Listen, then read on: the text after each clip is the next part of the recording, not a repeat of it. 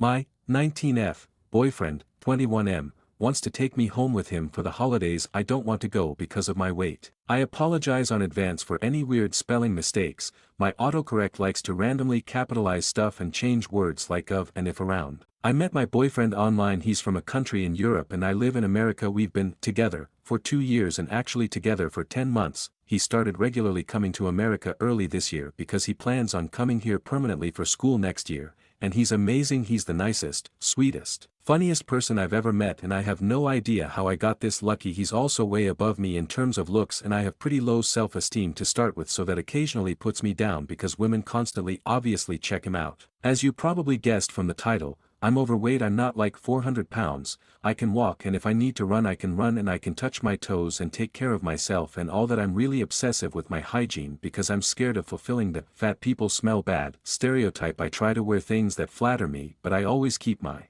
arms and back covered, and my boyfriend is the only person outside of my family who has ever seen me without a sweater. I try to put some effort into my appearance because if I'm going to be fat I could at least be fat and not slobby. I've never been a healthy weight. The last time I was a healthy weight was literally when I came out of my mom. LOL. My parents were poor when I was growing up, so I grew up with the "if you don't clean your plate you're wasting food" mentality drilled into me. Once when I was about 5 I didn't finish dinner and had to sit at the table for hours until I finished it. Side note, my parents aren't abusive. They were 19 and 20 at the time and didn't know what they were doing. We have an amazing relationship now. Obviously I can't blame my parents for all of my weight problems. I'm grown. I like to cook and bake and I don't exactly make healthy food, but I grew up fat and was constantly bullied for my weight and glasses, so I haven't had very good self-esteem in a long time. So because of all that, my weight and low self-esteem and everything, I really do not want to go home with my boyfriend for Christmas. About 2 days ago he asked me what I thought about meeting his family and spending Christmas and New Year's in his home country. I told him I'd have to think about it, and the more I think about it, the more I'm dreading even the idea. I really want to go and meet his family. I love him, and if we got married somewhere down the line I'd be the happiest girl on the planet, but I also really don't want to go. I don't want to be on a plane because I don't know how big the seats are. I'm worried about being in a country where most people are thin and walk and bike everywhere, and I'm worried about being seen as a McDonald's eating fat American stereotype, or whatever it is. People think I'm terrified of his family not liking me because they know he can do better. I've admittedly been a little mopey these past few days while I thought about it, and he's noticed. I don't want him to think I don't want to meet his family because I'm not committed to him or anything. I just don't want to embarrass him. So my question is, what do I do? Do I go? If I could lose 80 pounds in the next couple of weeks then I could go, but unfortunately that's impossible. Do I just not go and tell him why? Would that mess up our relationship? I'm so confused and I just don't know what to do. TLDR, I'm fat and my boyfriend is from a country that seems pretty health conscious. He invited me to spend Christmas with his family and I'm terrified of going because I don't want them to dislike me because they think I'm not good enough for him. Edit. I'm sorry, I haven't gotten to everyone's comments. I've been in class and the amount of comments got a little overwhelming. I did read them all though, and I really appreciate the effort people put into their replies. Everyone has been telling me to go. I know I need to. I'm going to tell him yes, I'm going before I let myself back out. Thank you for everyone who pushed me to go. I know I need to step out of my comfort zone at some point. Thank you again for the replies. I know if I don't go I'll regret it. I just have to keep telling myself that. Relevant comments. Commenter 1. I think you are far overthinking this. If he's one of the sweetest, most caring people you know, I'd say that's likely a reflection of how he was raised by his parents. Reply. I never thought of that. I've seen pictures of his parents and I've even said hi over the phone and they know I exist, but they haven't really seen me. They seem nice, but I don't know. Commenter 2. I know how hard this can be, not wanting to meet people just because you're afraid they'll judge you for your weight. It sucks so bad, because most of the anxiety is in your own head. It usually turns out absolutely fine. However, why not ask your boyfriend straight out? Say, I feel as though your parents will hate me because I'm large. Thoughts. He will likely be like, what the fuck, OP, and tell you how wrong you are. If he loves you as much as it sounds like he does, if his parents were to say anything, he'd shut them down as quick as shit out of a duck's arse. Out of curiosity, where is he from? Reply. He will likely be like, what the fuck, OP, and tell you how wrong you are. Honestly, that's probably exactly what he'd do. He doesn't understand why I don't think I'm pretty or attractive. It's really hard for me to take compliments, and he doesn't get why I do think he'd stick up for me if someone was rude. But then what if they are mean and I cause an argument between them? I kind of tried to not say for privacy, but he's from Germany. Commenter 3. I think you should go. Your boyfriend's parents raised him to be the man who appreciates you for who you are. There is the chance they will judge you, but that chance is always there when meeting the parents, and it could be because you are poor, because you have the wrong color skin, wrong religion, etc. Fat is just one option, but if you never go, if you never try because you are afraid, then where does that leave you? Don't you think you deserve to the chance for a good relationship with these people? Also, on a practical note, I'm sure they have seen pictures of you. This won't be a complete surprise. You say you've been fat your whole life, but I don't think you have accepted it about yourself. You talk like your boyfriend is doing you a favor by dating you despite your weight. That is never a good mindset for a relationship, and you are approaching his family the same way under the assumption that you aren't good enough. I think therapy would also be good. You are good enough. You deserve a happy relationship, and provided your BF's parents aren't assholes or totally dysfunctional, you deserve a chance to have a relationship with them. Reply: thank you for this. There are plenty of things they could judge me for. I guess I'm just focusing on this because it's the most obvious besides my skin color. He's told me before how extremely anti-racist they are though, so that's not something I'm too worried about. I guess it would make sense for them to have seen me. Pictures can be really flattering though. They can't look at me from a selfie angle 24/7. Haha. I don't accept my weight. I hate it. There's not a single part of my body I do feel like my boyfriend is doing me a favor. That's exactly how I feel. Actually, he can do so much better, and I feel like he settled for me. I know I need therapy, but I don't know how to talk about how I feel. Just writing this post was a struggle. It was only really recently that I realized feeling this way about myself wasn't normal. I want to have a relationship with his parents. I want them to like me. I'm scared that I'll do something stupid to fuck it up. Update. Hi everyone. It's been about a month since my first post and a couple people asked for an update, so here it is. The general consensus of the original comments was that I needed to talk to my boyfriend about my concerns and go through with the trip, so I did. I sat my boyfriend down and said we needed to talk, which obviously scared him because that's a sentence nobody in a relationship wants to hear. Once I was done explaining how I felt and stuff, he just kind of looked at me like I was insane and was just like, "You really think my family would be that shallow?" When he put it that way, it finally dawned on me how silly I was being. We talked about my self-esteem and stuff, and he asked if there was any way to help me feel better. I told him I didn't want my self-esteem to rely on one person, and he already compliments me so much that there's not any room for improvement. In the first place, we decided that our New Year's resolution would be to just start eating healthier in general and going on walks and little things like that. As for the trip, I did end up going and had an absolute blast the second I got on the plane, and fit in the seat fine. My mood went from dread to complete utter excitement. His family is amazing. His mom is the sweetest woman on the planet, and she makes amazing hot chocolate,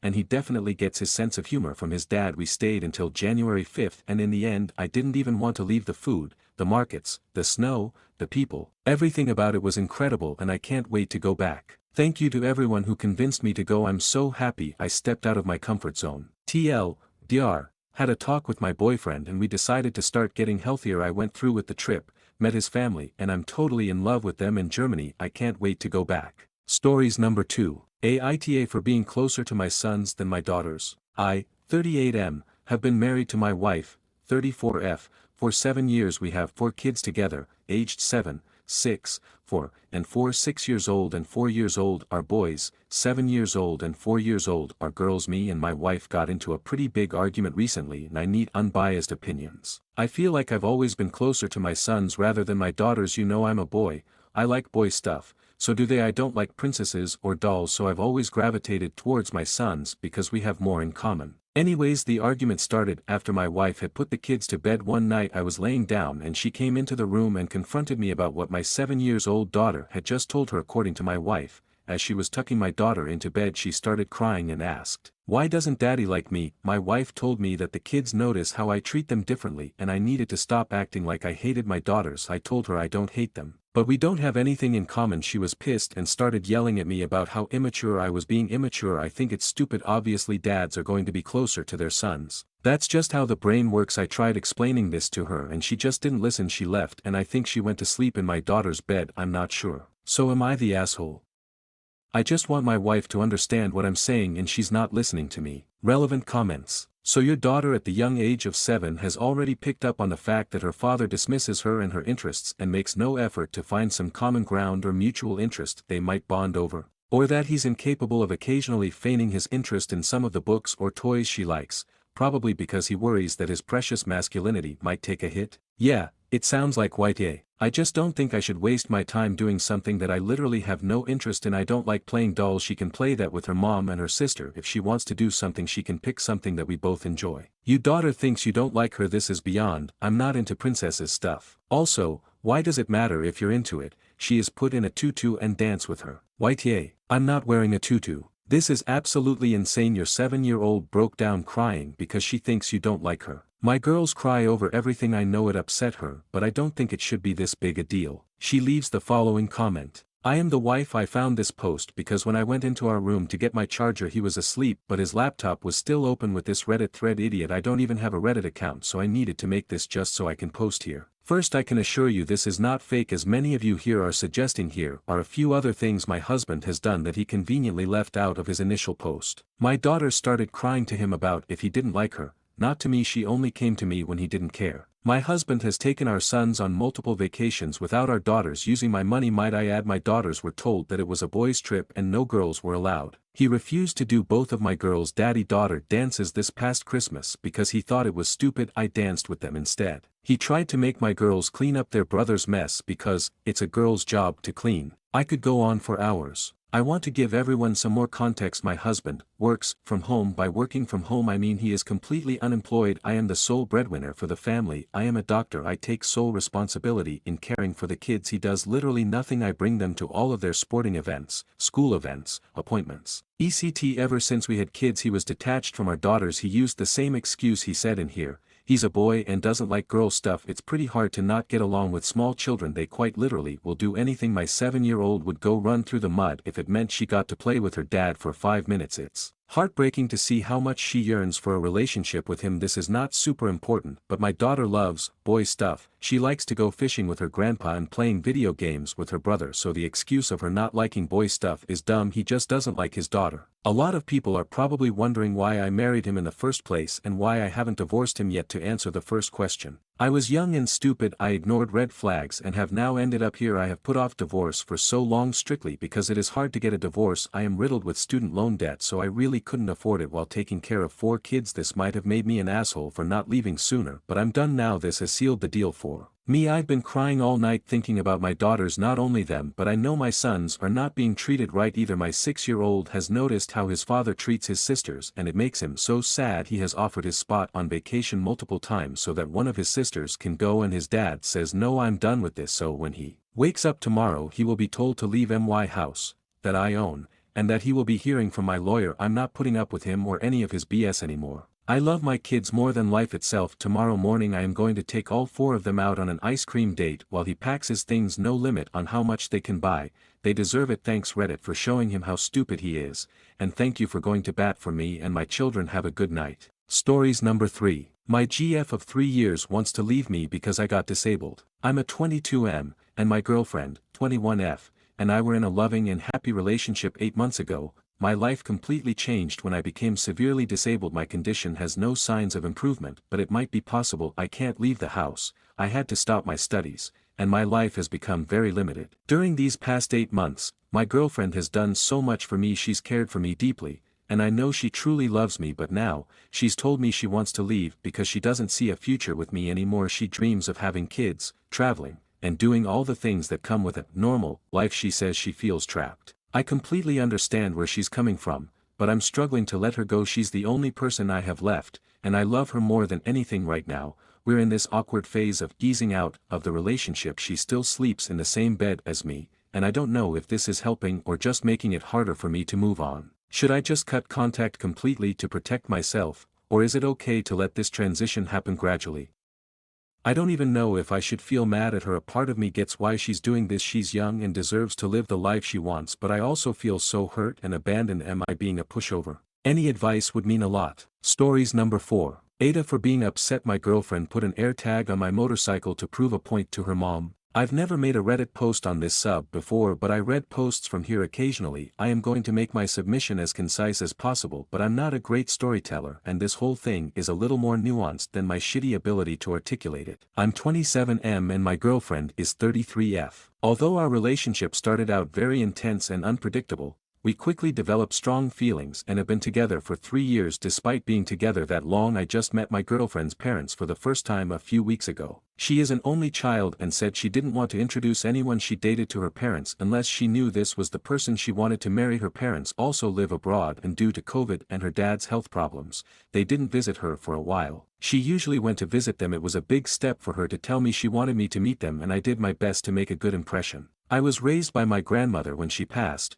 my older sister took over caring for me. My girlfriend has had a stable upbringing. Her parents are wealthy and she's led a privileged life. We don't have the same life experiences, and it was never a problem until I met her parents. If anything, for some reason the differences between us added to our relationship in ways. Unfortunately, I got the impression her parents were scrutinizing every aspect of my life over the dinner we had on our first meeting, and this included my family. I stayed true to myself and maintained my confidence, but left the interaction feeling like I bombed a test. My girlfriend reassured me they liked me, but her mood over the few days afterward suggested otherwise. I called her out on it and pressed her for an explanation. I learned she's been upset because of a fight she had with her mother following the dinner. Her mother thinks I'm just having fun with her daughter, that I will get bored and leave her, and she's too old to be wasting time with me. Apparently, her mother got this impression entirely from the way I look, and this judgment about me trumps anything else I shared about myself. My girlfriend and I decided to have me spend more time with her family over the coming holidays, so I have been going over every day and involving myself in shopping trips etc. with my girlfriend and her mom, hoping that she would get to know me and overcome whatever skepticism she has. I even spent hours getting a crash course in a strategy board game her dad plays and started playing with him to continue learning it as a form of bonding. Despite feeling like I won her dad over,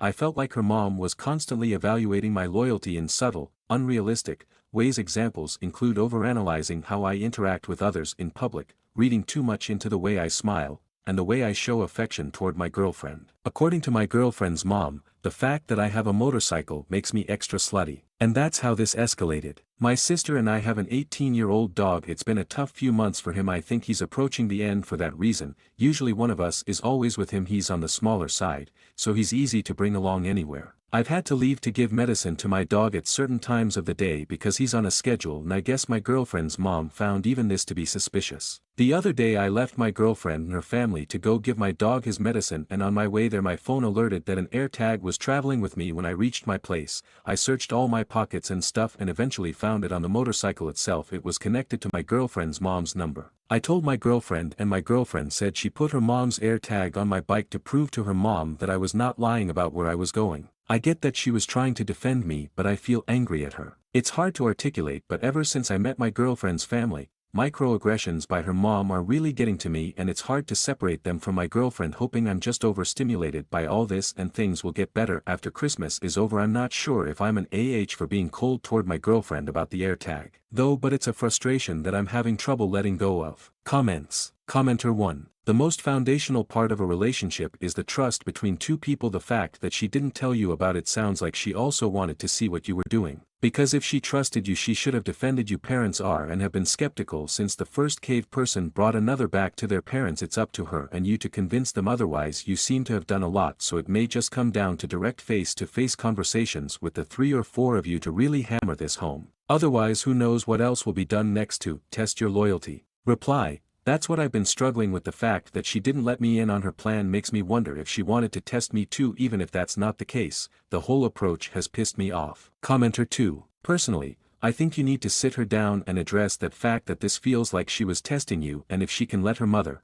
who is always going to think like that because it seems like the person she is, after 20 years she could still be saying any day now, it's not going to work out, because all it's going to take is one small comment from her mom and you are both back in a square one of your relationship. She shouldn't have to prove anything to her mom, which is why this feels like proving to herself. You can possibly work to fix things, but only with discussion and both being honest and not letting others' opinions get in the way. My girlfriend's parents surprised me with a visit overseas. I'm considering breaking up with her. 1 month later. I'm 28 and my girlfriend is 33 F. We've been together for a few years and have discussed getting married. Unfortunately, ever since I met her parents last year, their behavior, specifically her mom, has made it difficult for me to see a future anymore. Her mom mistrusts me, and it's all based on superficial impressions and assumptions about who she thinks I am. I have tried to show her parents patience, and I've been extremely respectful, giving them opportunities to get to know me and overcome their prejudices. Everything came to a head when I went to visit my home country. I have a place here and I came to see a friend get married.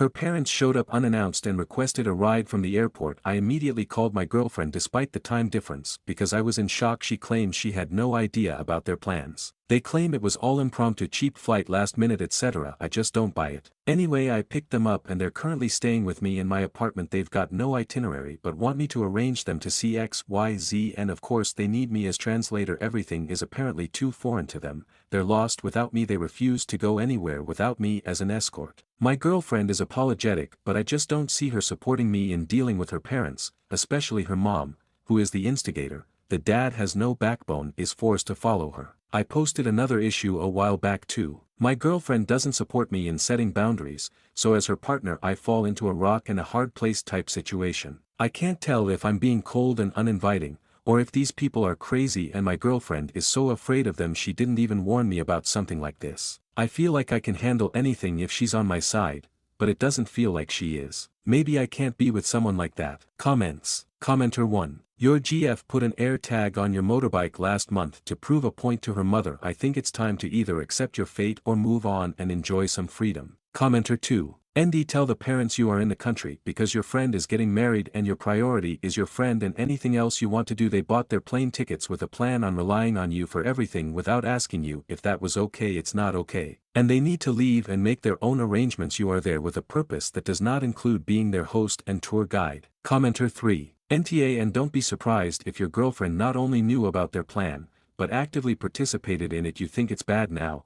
Imagine what it will be like once you're married to her and her mom. Update. I just wanted to clarify some things. I only met my girlfriend's parents for the first time late November 2024. The reason I picked them up from the airport instead of abandoning them or telling them to go find a hotel, etc., was out of respect for my girlfriend and the relationship I want, Ed, to have with her and her parents. After the first meeting I had with her parents, in late November that I shared in my first post, I confronted my girlfriend. She apologized and eventually her mother did too. Basically, I thought we were past whatever suspicions and mistrust her mother had about me. Then this happened. In the last few days, since this began, I have realized some things about my relationship. My girlfriend has been trying to play both sides. She'll tell me one thing and her parents another thing. She's been hiding some deep trust issues about me and insecurities about our relationship, mostly her fears about me being unfaithful. I want to be clear that these fears are not because of anything that I've done, it's just how she feels. She used her parents to convince me it wasn't her craziness, and I am pretty sure she told her mom how she felt and her mom was willing to be in on it. I broke up with my girlfriend and asked her parents to leave. The friend's wedding I went to hit different because of that, but it also made me realize how unhealthy and toxic my relationship was. I haven't disclosed a lot, but I think I was in an abusive relationship. I am still struggling to accept that. And there is some shame creeping up that I don't understand. Why is it there? Anyway, thanks for all the messages. Sorry my writing skills aren't that great. I'm so drained from this situation. I feel like I need to sleep for a month. I don't even feel like writing about any of this, but I felt I owed you the conclusion. Comments. Commenter 1. To be honest, it might have been for the best that they showed up and made you realize how bad your relationship was for you. Now you will not waste any more time in a relationship that is not good, so the pain is big now, but the future will become better. Commenter 2. Yeah, exactly. Sometimes it takes something drastic to open your eyes to what's really going on. Commenter 3. I'm sorry this happened. That is actually insane that her parents showed up and expected you to play tour guide with zero warning. You've done the right thing getting out of that. Commenter 4. Sounds like that trip was her parents checking up on him for her because of her insecurities. Glad he bailed on that shit. Reply. It was definitely to investigate me. I don't think I'll ever know what my ex-girlfriend and her mom were suspicious about. Did they think I'm secretly married or living some kind of a second life? I wouldn't be surprised if they tried to look into my employment history, etc. I feel so stupid for the kindness I extended to them. I tried to be understanding of every transgression and let my girlfriend gaslight me into thinking I was just misunderstanding things because I didn't have parents growing up. Stories number 5. My uncle is acting strangely with my sister. To be blunt, I noticed that my uncle, 49M, has been paying a lot of attention to my sister, 14F. It's not just that he gives her more gifts or just prefers her, but whenever we show up to his house for a family event or just something similar, he always talks about how she looks and is always doing stuff like patting her lower back, rubbing her shoulders, or he'll grab her waist without warning. His gifts for her are also more expensive. It was fine at first. He was at my sister's birth and was one of the first to hold her, so she's always been his favorite to an extent, and he's always spoiled her. But it's like I blinked and he's suddenly acting like this. I don't know exactly when he started acting differently with her, but I noticed it a week ago and we haven't been to his house since then. I've tried talking to my grandma about it, but she just brushes it off and my parents are always too busy. I'm also scared of telling our other extended family because of the fact my grandma brushed me off the first time. What should I do? Cause I don't want to just ignore it, but I'm also scared of telling anyone else in case I'm overreacting. Edit. This isn't really an update, but for the comments who asked, I haven't talked to my sister about it yet, but I'm planning to do so later. We're at our grandma's house right now, and considering our grandma brushed off what I said, I don't want to cause too much of a fuss if she ends up hearing me bring it up again. I'm also planning to talk to our parents as soon as we get home. All your comments drilling it into my head that I had to tell them helped. Thank you for helping me not be a coward and for your guys' support in general. Update: my uncle is acting strangely with my sister. Hi, I'm not sure if I'm doing this correctly, but I've seen people do updates this way before, so I'll just do it this way. First things first, thank you everyone for your comments and giving me advice. Second, I talked to my sister as soon as we got home from our grandma's, and turns out, she's aware that it's weird but actually liked it at first. She said that our uncle is nicer to her than our parents and that the gifts are nice. She said that she only started feeling uncomfortable when he began to touch her, specific actions mentioned in my previous post, but that, because she's been accepting all his gifts for her, she thought it might be rude to start saying no. Now I asked her when it started and she revealed he started touching her in that way when she turned 12. She said that he only did it when they were in her room. Since we visit so often, our uncle and aunt have set guest rooms for me and my siblings, and that was the reason why she has no locks on her door specifically. She also said that she was scared of telling anyone that she was weirded out by his behavior because both our grandma and aunt brushed it off when she was 12, saying that she's always been his favorite and that she was probably just misreading everything he was doing because she's a teenager now. I showed her your comments. She's never heard of the word grooming before, so she was pretty shocked and a little angry, saying that our uncle would never do something like that, but I managed to convince her to tell our parents about our uncle together, even if it was just to ask them to stop him from touching her. I've also sent texts to our parents about it, detailing that my sister is uncomfortable with how our uncle behaves with her, but our parents have yet to respond to any of the texts I've sent about our uncle and have just texted that we'll talk about it when we get home. They're both working late today and won't be home by nighttime probably. Update 2.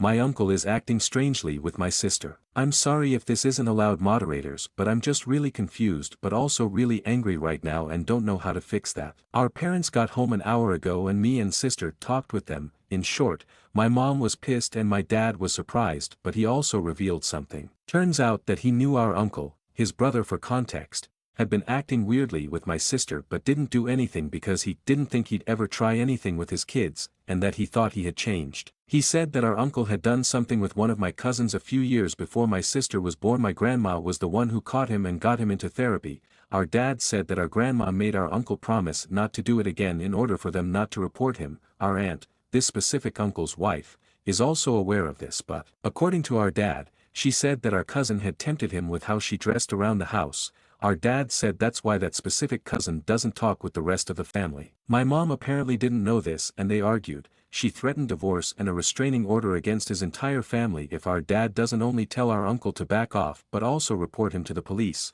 Our dad doesn't want to, and last I heard, he's calling our grandma. Sorry that this is a complete mess. I don't know what else to do and I'm stressed out of my mind. My sister looks okay right now though, so that's all that matters to me at the moment. It feels like my life is falling apart because of our uncle, and at this point, I'm starting to feel like beating him up is the only way to fix everything. I know it's not, and that's irrational, but I'm just so angry. I also mentioned telling the police or counselors at school like you guys said, but she doesn't want to. She says she's embarrassed about it and she said that they just blame her cause she let it go for 2 years, even though I told her that she didn't do anything wrong and was just scared. She wouldn't budge. Stories number 6. I, 36F, met my ex-husband, 38M/F, together 2 years, divorced for 5, at my friend's Christmas party. Now he wants to reconnect and I'm unsure. As the title states, I went to my best friend's Christmas/her husband's birthday party on the 24th and met my ex there. For the first time since our divorce. Apparently he is one of my BF husband's coworkers. He didn't know that I would be there and was as surprised as I was. We made some small talk and then I hopped over to chat with another friend. During the evening we bumped into each other a couple of times.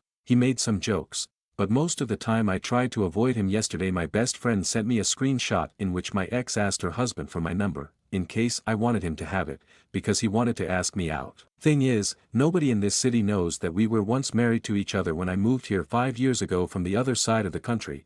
I never mentioned my divorce, he didn't either, so now my friend and her husband want to hook us up, because you seem to have such great chemistry at the party. The other thing is that I never realized how much I missed him until he entered the room. Our relationship was a mistake. We got married because we were the only unmarried couple in our social circle and everybody else was already having babies. The divorce was inevitable. Our communication was rubbish. I wanted kids. He didn't, at least not as soon as possible. His mom was meddling and he didn't stand up to her. At the same time we were really good friends and meeting him again made me more than happy, but I had a chat with my cousin, 32F, and her husband who are spending Christmas and New Year's Eve with me, and they told me not to overreact and that being nostalgic for the things that could have been was natural during the holidays. So now I am debating to meet him, talk to him and be done for good, but the risks of catching feelings again is high. He did look better than 5 years ago and finally left his hometown to work for his dream business, something I told him to do years ago. Am I exaggerating/overreacting?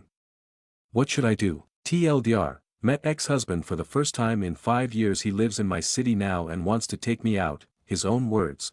What TF should I do? Update. After posting I really wanted to answer your comments but I got distracted, but I read them, thought about them and applied some. This is what happened. Shortly after posting and before answering my best friend's message, I ran into my ex in the supermarket. We had a short talk, everything was collegial, and since I did not want to jump to conclusions without talking to him, we went for coffee afterwards. Long story short, we agreed to stay in a friendly level, for our own good. He admitted that he felt extremely sentimental after meeting me the last time. I admitted feeling both giddy and panicky at the same time. He apologized for things he did/didn't do during our marriage, mainly not defending me against his mother, with whom he doesn't have any contact anymore. Then we discussed our friends. What some people asked in my OP was why I never told my best friend about my failed marriage. The reasons is that she might be one of the kindest people I know, but she is quite religious, I'm not, and extremely against divorce. In her eyes you should better sacrifice your happiness for the benefit of the others. So getting a divorce is the coward's way out. It means you don't deserve love. Her MIL treats her like scum.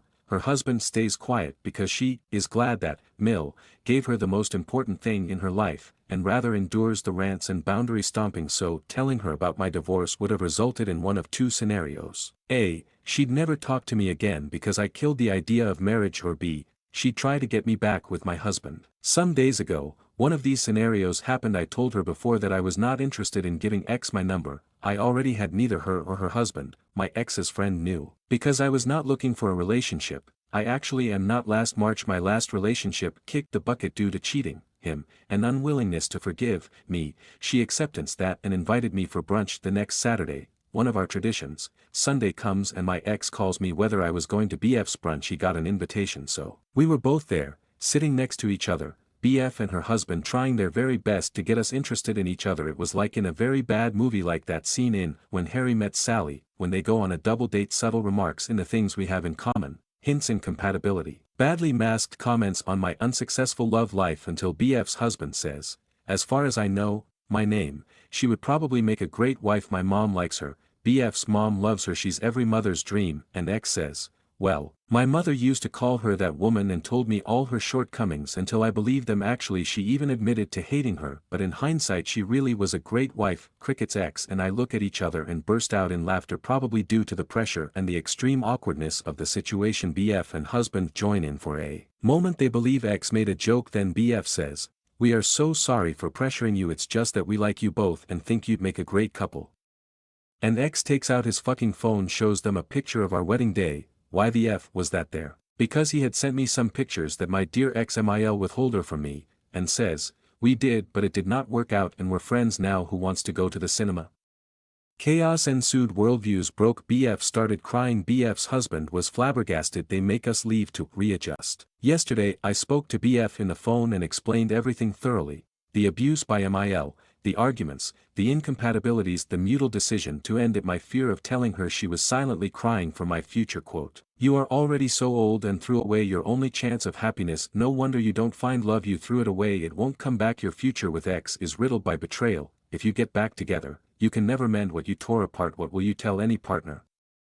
I cannot understand how you could do that. You always seemed so compassionate. Why could you not understand the pain of your male? She lost her son to you. You did not respect her wishes and did not listen to her. I'm sure she loved you like a daughter, but you were not ready. That's when I said goodbye. Have to go. See you. And question my 5-year friendship. I talked to my mom, to my cousin, and even to my ex, who had a similar but not as emotional talk with BF's husband, who doesn't even talk to him at work anymore. They all recommend that I should give BF some space. I feel worse than after my last breakup. So TLDR, I'm friendly with my ex now, planning to go to a pub quiz next Friday with some other friends who have been told about our status, but my best friend is deeply sad about my inability to cherish marriage, insulted me by siding with my abusive ex-mil, and is now in timeout, not sure how/whether to save this friendship. Relevant comments. Commenter 1. Your best friend is willing to choose her archaic, destructive views about divorce and marriage over your happiness. I don't think this friendship is worth saving. Reply. It seems so. That's so frustrating.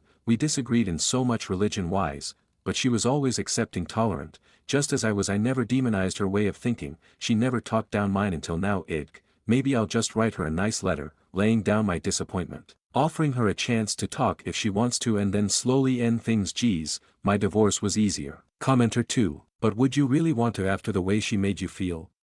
She was really shitty to you over that phone call regardless of her views. Sorry this has happened to you. OP, you deserve better than that. Hugs. Reply. Thanks. Hugs back. You're right. I'll write a letter anyway, just to let it all out. We'll cut contact and just hand her the letter if she confronts me. God, that feels like high school all over again. Edit. After reading all of your comments I decided to end the friendship. I did not sleep well, so I spent all night writing down what bothered me, so that, if she dares to talk to me again, I have the right arguments regarding her possible frustration projection. I really acted as her therapist for the whole 5 years of our friendship and realize now how codependent and slightly toxic this relationship actually was. This is something I have to get over, and though I'm a rather introverted social mess, I really need to look out for new friends who are not as prejudiced. I told one of my colleagues the Cliff's Note version of the conflict, and she divorced and remarried, told me to join her feminist knitting and sewing group, so yay, first step. X has a similar problem now. My friend's husband told their mutual friend group that X had loose morals and might be a bad influence because this is kindergarten.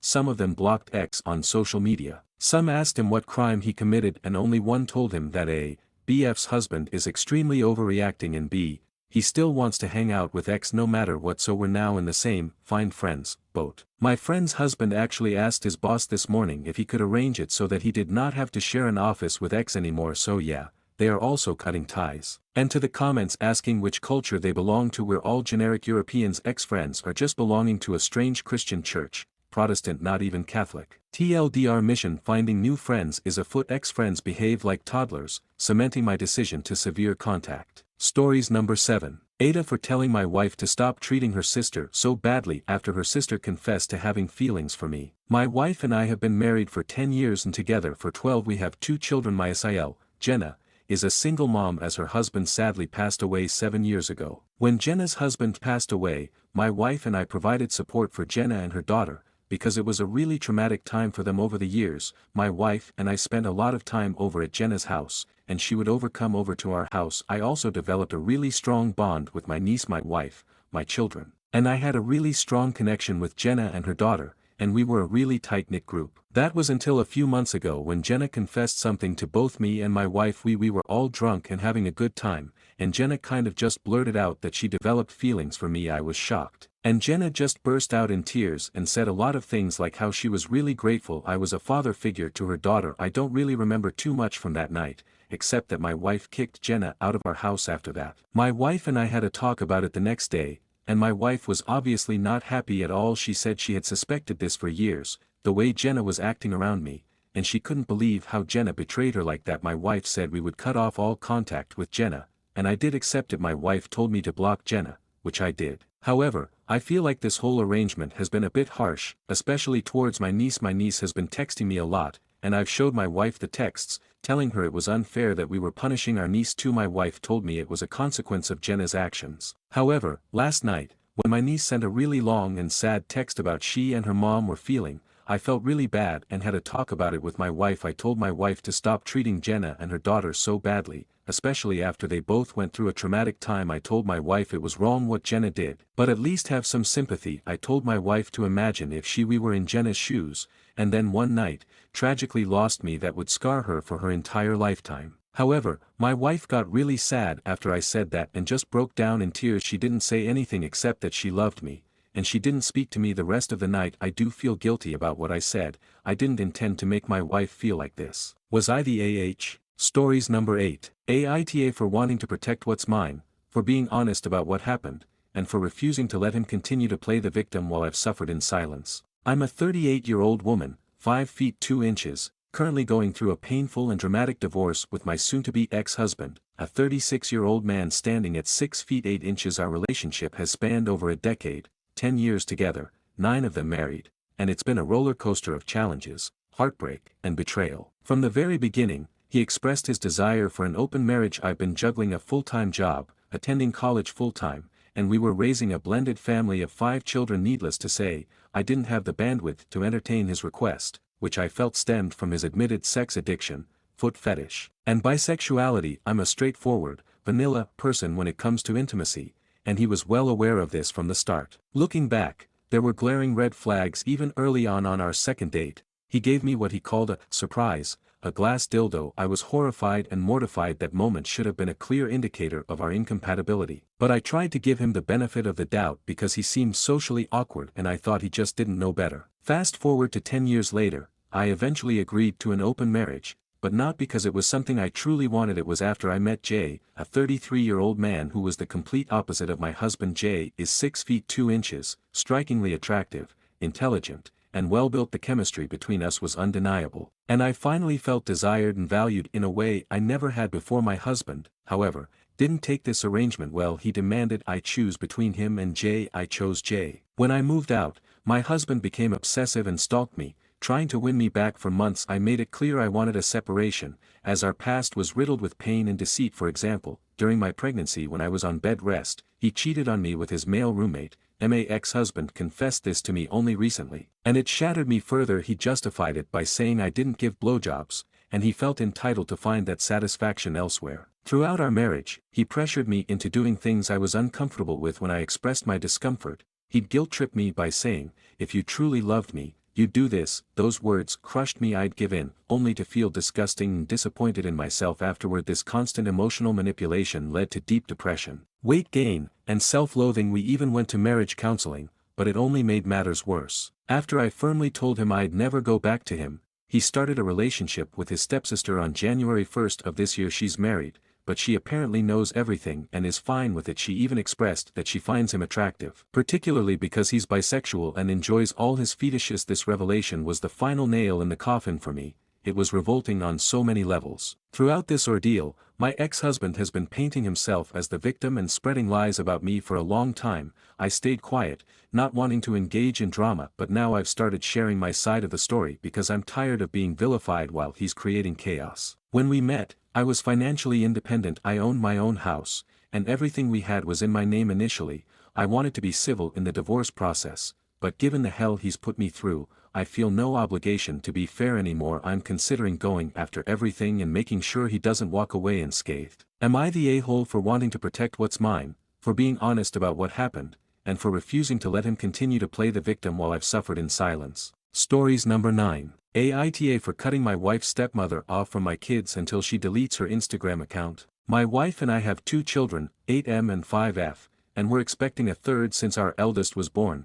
We have been clear and consistent about not wanting pictures of them posted online. It was my wife's idea, but still a mutual decision. Most of our friends and family have no problem with that, but we've had problems with my wife's stepmother. She has, on several occasions, posted photos of our children on her Instagram account without our consent. Most are harmless, pictures of her with them or family photos with more people in them. But there have been a few times she took pictures of the kids behind their backs and posted them. Every time we see a photo of our children on her Instagram page, we tell her to delete it. She always does, but the next time she sees them, it happens again. We have been having this discussion with her since our daughter was born. She never listens. Anyway, my family spent New Year's Eve at a rented beach house with some of my wife's paternal family. We returned home on January 1st that same day. My wife's stepmother posted several pictures from the trip. Buried between them were 3 photos of our kids on the beach. They're both wearing swimsuits and, except for one of the pictures, don't seem aware they're being photographed. My wife and I talked, and we both agreed we've given her stepmother enough chances. As long as she's active on social media, she will continue posting pictures of our children without our consent. We called her yesterday and said that she won't be allowed to see our kids unless she deletes her Instagram account. That means she won't have any kind of contact with them, receive pictures or be invited to their events. She cried during the call, and tried to promise us she would delete the New Year's Eve post and never do anything like this again, but we told her we can't trust her. She can keep her account if she wants to, but she won't be allowed near our kids if she does. My father-in-law, who is also against posting pictures of children on social media, called my wife last night. He agreed that her stepmother crossed a line, but said cutting her off from our children was an exaggeration. He said she has just started to make money with social media, but she also loves our kids very much, and it's cruel to force her to choose. I don't think we're in the wrong here, but I'm still worried we're taking this too far. Aita. Relevant comments. More on stepmother-in-law's social media habits. She currently has 60k followers on Instagram. I genuinely have no idea how easy that would be to rebuild. She started doing this around the same time my daughter was born. She eased up during the pandemic, though it was probably because we barely sent her pictures of them then, but went back to it as soon as she started seeing the kids again. She has taken pictures of our children behind our backs before. We've told her to stop several times. It never worked. Nta, if you think it might be genuine, give another shot. Seems like this time it struck a nerve. Maybe she will remember. What is your wife's relationship like with her dad and stepmom? Seems like that would be a relevant part of this discussion. I don't think it's genuine. She's been apologizing and saying she'd stop for 5 years. I've heard 100 different excuses for posting pictures of my children. It was an accident. I forgot you guys didn't like this. It was so cute, I couldn't help myself. My wife is not close with her stepmother. She started dating Phil when my wife was 20. If you're that worried about your kids' safety, then lock them up somewhere till they reach adulthood. That a couple pics will cause you to cut out your mill. She is better off. I hope you never need her for anything in your life. Plus your poor kids, not letting them see their grandma. I hope they remember when they get older what you did. I'm certain I'll never need her for anything. My kids don't think of her as a grandmother. They call her by her first name and only see her when my Phil is around. Ida, I understand wanting some privacy, but unless your children wear full face covers when they're outside, then I think you're overreacting. There's cameras everywhere, which means your children have been on camera more times than you can count. Are their friends allowed to post pictures of them online? Bet they do. Just tell mother-in-law that she doesn't get to see the kids. You don't get to give an ultimatum and have her delete her shit because you're weird about pictures. So stop being an asshole and just tell her she can't see them. You don't get to tell her to delete her account to fulfill your silly wishes. Street cameras and social media are two different things. My children's friends are 9 and under. Their parents are not allowed to post pictures of them either. I don't see how not wanting pictures of my kids posted online could be a silly wish. I think you need to be clear on what the sanctions will be if she initially / pretends to go along with your request, but changes her mind. For example, you could say that if any photos are subsequently posted, or discovered to be posted, you will not only cut her off but also her husband. He will never see his grandchildren again and it will be entirely her fault. If she told us she'd delete her account and then changed her mind afterwards, we'd cut her off for good. No arguing about it, and no second chances. But I'd have to talk to my wife before cutting her father off. Update. I think I got into a lot of detail in the comments, but I feel like I should mention the following. My wife's stepmother is 45. I'm not bullying the elderly here. She has 60k followers on Instagram. Her Instagram account is not focused solely on my children. She started out as a lifestyle blogger a few years ago. She started posting family stuff as well, and now at least half of her content revolves around that. She tries to post pictures of my kids every time she takes them. Almost every time we see her, she posts a new picture. She has also posted more photos of my daughter than of my son. Both me and my wife are on Instagram, but not very actively. She has a private account and another one for her job. I only have my personal account, in which I rarely post anything. Neither of us have ever posted our children's faces in any of these accounts. My wife doesn't see her stepmother as a parent. She started dating my father-in-law when my wife was 20, and they're not very close. My children don't see her as a grandmother either. This isn't about me looking for a reason to cut ties with my in-laws. I get along very well with my wife's father, and besides her behavior concerning social media, I have no problem with her stepmother. I really shouldn't have to explain why me and my wife don't want pictures of our children online. If you are a parent who has no problem with others posting photos of your kids, that's fine. I'm not here to change your mind, nor would I attempt to if I were your. Decisions regarding your children are your own, as are mine. None of us live in the United States. I read your comments and talked things through with my wife. As upset as we are about this, we feel the need to deal with it fairly, so we have to take into consideration that, 1. Her stepmother's account is not focused solely on our children, and 2, we had never threatened her with loss of contact before, so our ultimatum might have been too sudden. That said, we are still not comfortable with our children being posted on social media, and we regret not effectively stopping this sooner. So however we move forward, we need to make it clear that we are serious about this boundary. A few days ago, my wife and I met her father and stepmother at their place. We left the kids with my wife's mother. We sat them down and told them we'd retract the ultimatum, but we don't trust her stepmother not to sneak pictures of our children again. We decided to propose something many of you suggested, a no-phone policy, which we would all abide by. Whenever my wife's stepmother saw our kids, she also would no longer receive any pictures of them from anyone, and if she ever posted a photo of our children anywhere again,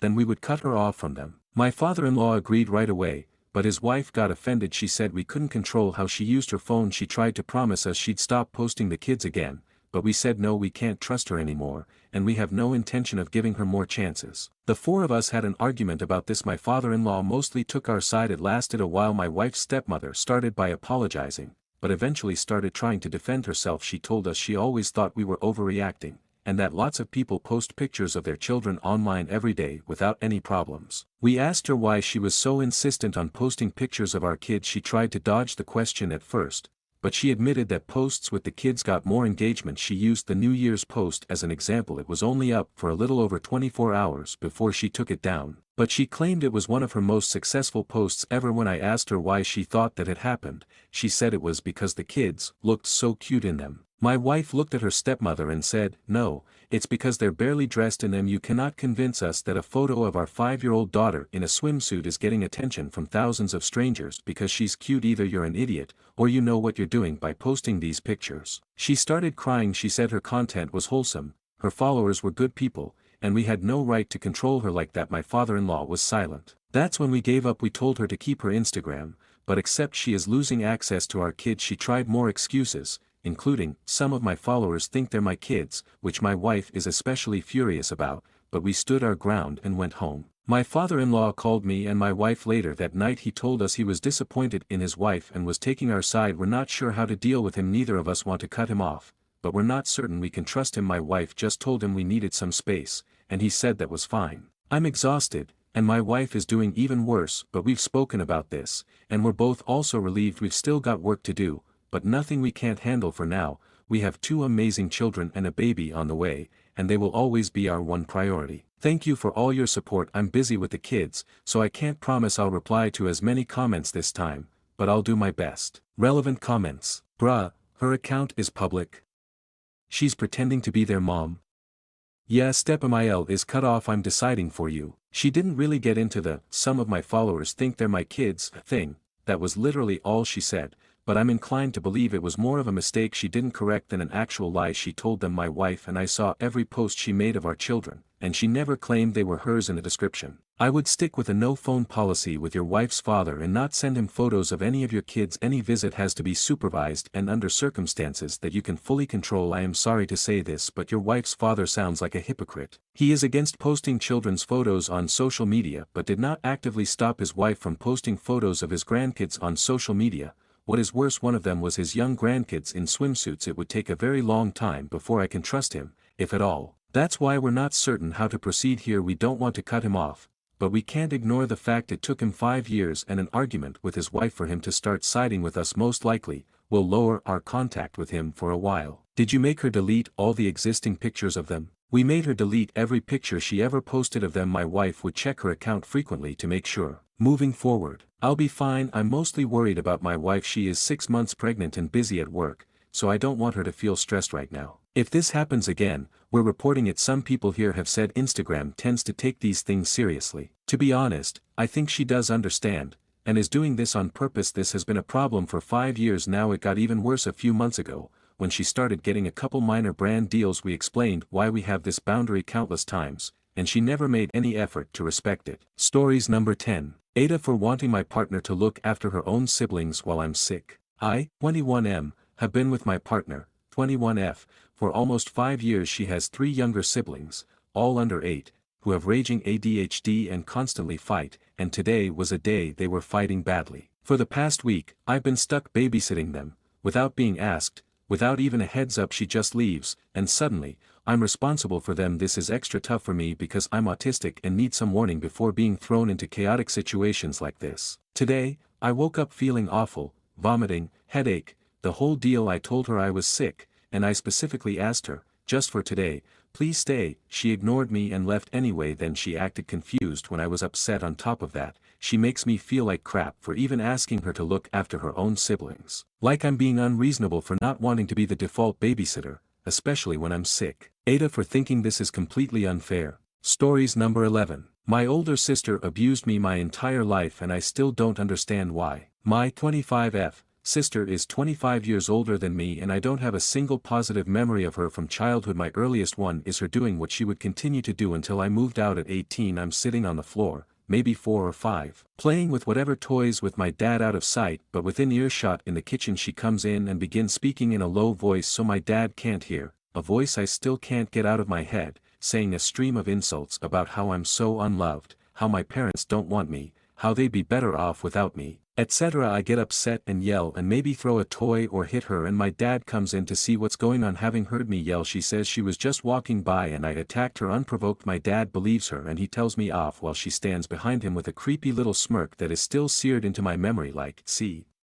I told you. Okay, she was 6 or 7 and jealous of her baby sister, except not only did it never stop, it got much, much worse. I believed everything she told me. When you hear something over and over as a child in situations designed to have whatever parent falsely reinforce it, you'll believe it, and she did that to me constantly. We were never friends, we never had a positive interaction, so by the time I was 11 I hated myself, believed myself to be unlovable, unwanted, and a cancer in my family. I developed severe social anxiety, anorexia, and depression so intense it manifested with mild psychotic features. At one point I stayed at 5 feet 4 inches 20 pounds underweight through high school while she shot up to 6 feet 1 inch. She loved having the ability to control my emotions and made sure I was constantly miserable. Her little trick of finding me and quietly insulting me so I'd get angry and get in trouble never stopped. I was going insane. I hated myself, because I believed all she said about me, and was severely emotionally unstable, so I'd usually react when I didn't give her the reaction she wanted. However, if I ignored her, basically, she'd become what I can only describe as enraged. She'd slap, punch, scratch, strangle me until my vision went fuzzy, drag me across the room by my hair, etc. And she was much bigger than me, I couldn't really fight back. When we were in HS at the same time, she'd drive us to school and I'd always try and stay quiet but would show up crying from the things she'd say to me in the car and the things she'd do to make me physically uncomfortable, rolling the windows down in the East Coast winter for example, since I got cold easily due to being so underweight. My parents didn't initially believe me about the physical abuse or that she was constantly instigating. They just thought we were fighting because we both didn't get along. Then my mom then realized at least some of the severity of it and my sister's role in my personal hell that she began to arrange for my mom, and I to move out and into my grandmother's, but it never happened. I think my mom got overwhelmed and kind of shut down like she still does. My dad didn't believe it was my sister at all until a few years ago, so nothing happened.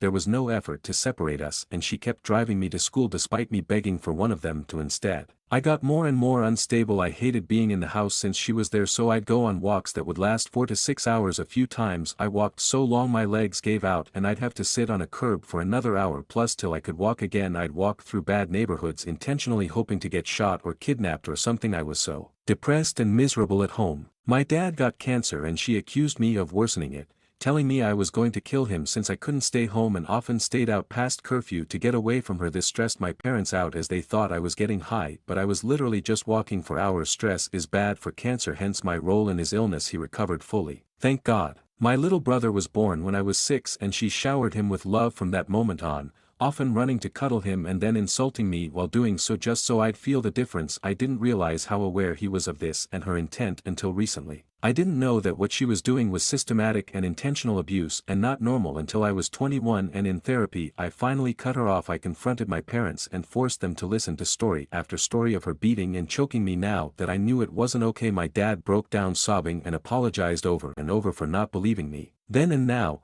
For years later, I've mostly forgiven him and try not to be resentful. They're incredibly loving parents, and I've read so much about how most parents don't recognize sibling abuse for what it is. It's harder for me to forgive my mom, as she did recognize it then did nothing to protect me, but I don't think she knew the extent, and I know it's her own anxiety reaction to just stop trying when things get to be too much. I still don't know why she did it in the beginning. I understand jealousy, but later she was a beautiful, incredibly intelligent, successful, and well-liked student, and I was stick and bone spiraling uncontrollably, but still, she hated me. This led me to some very, very dark places, including a horrifying relationship with a 33-year-old at 16 I still get flashbacks from today. She's very much a narcissist, and I know that's an overused word, but after leaving high school she kind of let her true colors show to everyone else too. As a kid I was the only one subjected to her abuse, while she was the brilliant golden child, which is part of why nobody outside the family believed me either, so it was pretty gratifying for me when she started treating everyone around her like second-tier trash. And though she didn't abuse them like me,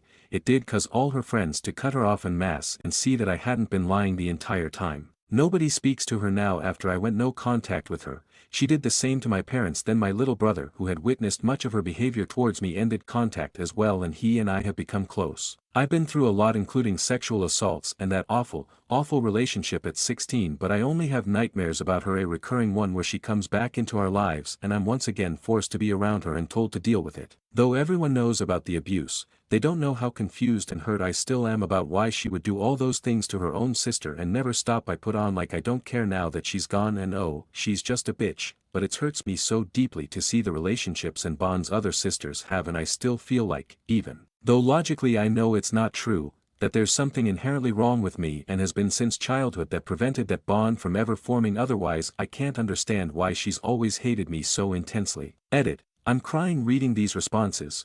Thank you all for your kind words. I didn't think this would get any traction, as trying to explain why I don't talk to my sister anymore always makes me feel like I'm dramatic, since a lot of siblings fight/argue and it's hard to explain the difference. I still feel kind of crazy talking about it, like I'm overreacting. Stories number 12. Guy can't take rejection well and starts insulting me. This is how I got back at him. I had been friends with this boy, let's call him Alex, from the first year of university. We were really good friends during the first year. In the second year, he got really disturbed after a girl he liked and was seeing chose to be with someone else. The guy she chose wasn't as good looking as Alex, and he couldn't fathom why she chose someone else over him, since he thought he was very attractive. I consoled him, and after some time, he started flirting with me a lot, even though we wouldn't see or talk to each other for long periods. Whenever he got the chance to talk to me, he'd flirt. I always ignored it and kept my distance, since I was dating my now boyfriend, BF. Today, he came and sat next to me in class and asked me out. I told him I was already dating because I was getting really uncomfortable with all the flirting. That's when all hell broke loose. He asked me to show him my BF's picture,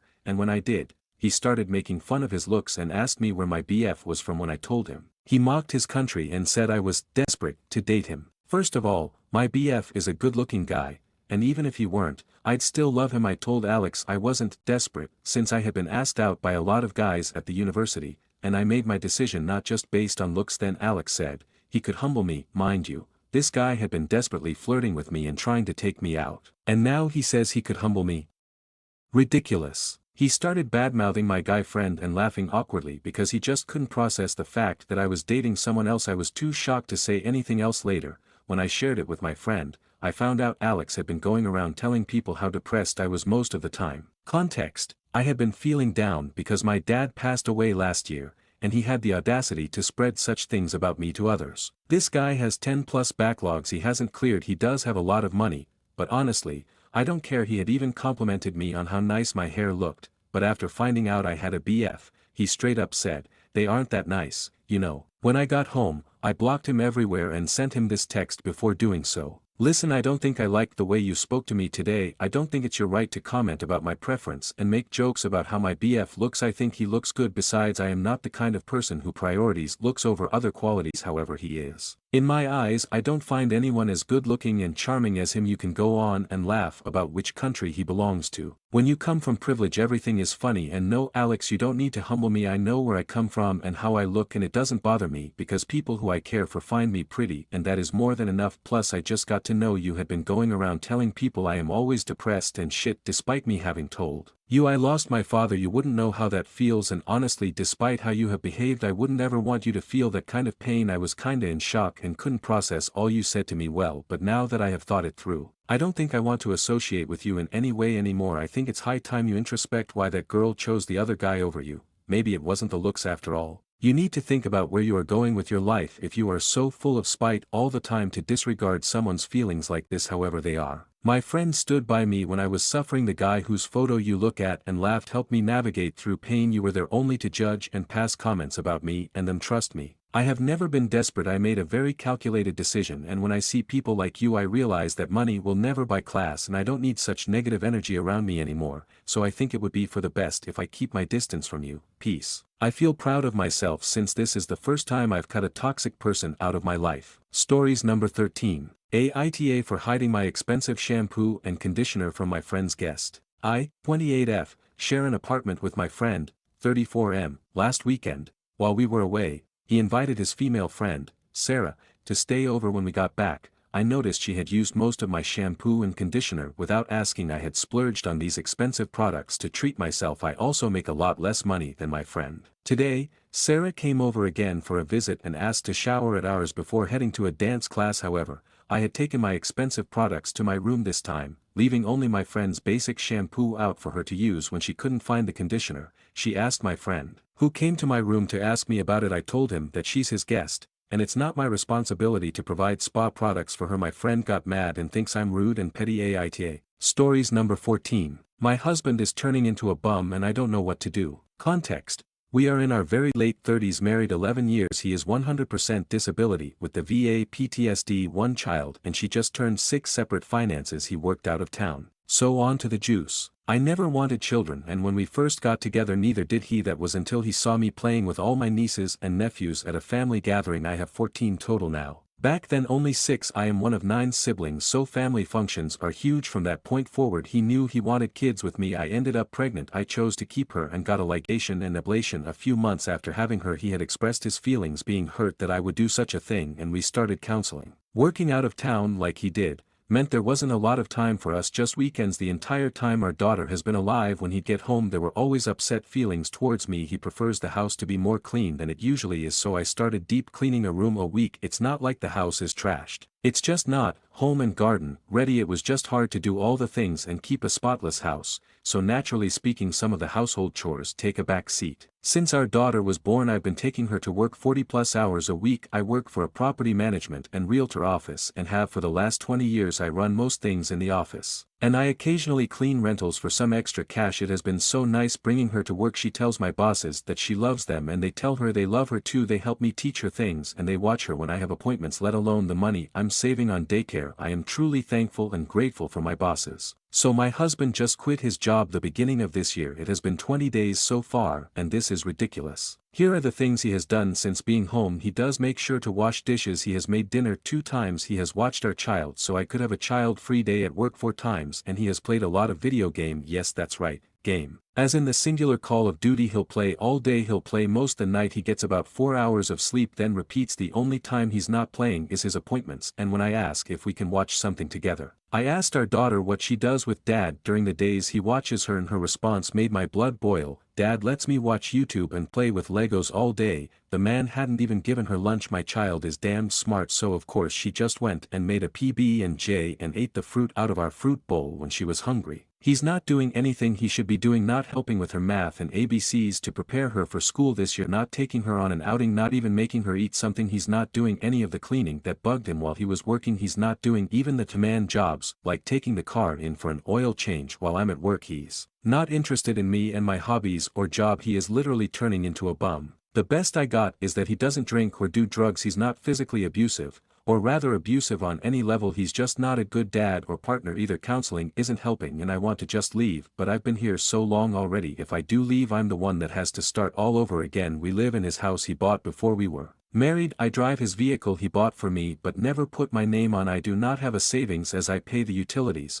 all the bills for our daughter, all groceries, and a couple subscription services. What do I do to get him to do something, or rather anything, other than COD? Edit. He is in therapy 3 times a week. 1 time of the week is couples counseling. Stories number 15. 34. single dad of 2 young girls with full custody at the lowest point in my life right now. This sub was recommended to me by a commenter on another post I made. I have heard really good things about this community. I've been dealing with mental health issues for a while now. I lost my good job in June 2024 because of that. My girlfriend of 3 years moved out. She almost immediately moved on and started seeing other people with no problem at all. My self-image and self-worth has always been low, but never like this. I am struggling to take care of myself. I have a therapist and a psychiatrist. The therapist is okay, but I had my first psychiatrist appointment a couple of weeks ago. It took me a few months to get in, but I finally felt like I was about to get some real help. It felt like maybe things would finally start to move in a positive direction. I told her that I had previously been diagnosed with ADHD by a virtual psychiatrist. She did absolutely nothing to help me. She didn't ask me questions about it,